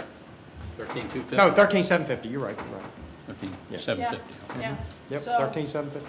Okay. So I will update that, I'll send it out, and then maybe we can start working on that. That'd be the great. communication, I think I'll do that. That would be a good idea. And October 21st, Got that. 8:30. October 21st? October 21st. Okay. 21st, all right, I'm gonna I put mean, that in there. is that good with everybody? That's the When is- third When is the Thursday. Oyster Fest? Huh? When is the Oyster? That's the first weekend in November. Okay, we're good. You said October 21st? Yes. Thursday, October 21st, it's the Yep. third Thursday in October. I'm out of town. So Michael, for clarity, what do you need? Like, I I can check my put, calendar when I get I home. put You're out letter of town. I'm out grades of next to all those Put a categories. number. I'll check mine. What about Give- you? That corresponds with the letter That grade? corresponds with the letter grade. Okay. Put a you can put, the letter grade was easy to kind of pick through, Yep, but put a number, and I'll take that and go through the process, put it in Okay. spreadsheets, and come up with a final number for everybody. and okay, I'll just send it back. PDF that to you if that's Yes. okay? Because I've not done Just numerical grades. email me your numbers, and that way we'll see, like I said, back testing. So anyway, moving into the 14th? Is the 14th okay? We can't do it the first week of October. Right, I'll have to check my calendar when I get home. I didn't bring my, but I cannot do the 21st. All right, the 14th good with you, Jeff? Is that? I'm looking right now. What day? I The can 14th? still keep Well, mine. right now Thursday, it's- October 14th. Glenn, is that all right with you? It looks good so far to me. I don't have anything else. Thursday, October 14th, I cannot do. You cannot do it. Okay. No. Yeah. Well, I mean. Are we going to do a doodle? What? We can do a doodle. Oh, what? Well, October 7th is out. We can't. Yeah, do it. right. Right. So So then the other option is October 28th. we could do the 28th. That's also a Board of Supervisors meeting, but that's at night. 28th, I won't be here. All won't be right, so, That's 3 Well, out of it's 4. my- Not it's on my- my Have to be schedule. on a Thursday. I can guarantee I'll be on Yeah, does it have to Are be you on a out that Thursday? whole week of the I turned 21st? Yeah, I turned yeah. Medicare age Okay. that day, so. I'm out the whole week of the 21st. Okay. Like, So the I week could do the week before? 13th. I What? can't do the 14th, but I could do the 13th of October. I So can do the Wednesday? 13th of October. You can do 13th? Michael, how about you? 13th looks good. I'll check when I get home. Check, I'm- yeah. okay. I'm still the old-fashioned, write it in my little Yeah. calendar book and Me set it too. in. You want to tentatively say then October 13th instead of the 21st, since we know there's some conflicts with that? Yes. Yeah. October Yeah. 13th. And the meeting room, just as an aside, on August 18th is good. You know, just for Seabright. Okay. You can meet in. So the 13th? Yeah, October 13th at 8:30, and Roy, you're going to check your calendar. I'll check and get Let that me on. know. That's the second Thursday. The Broadband Authority meets at 4:30 that afternoon, so we should be good.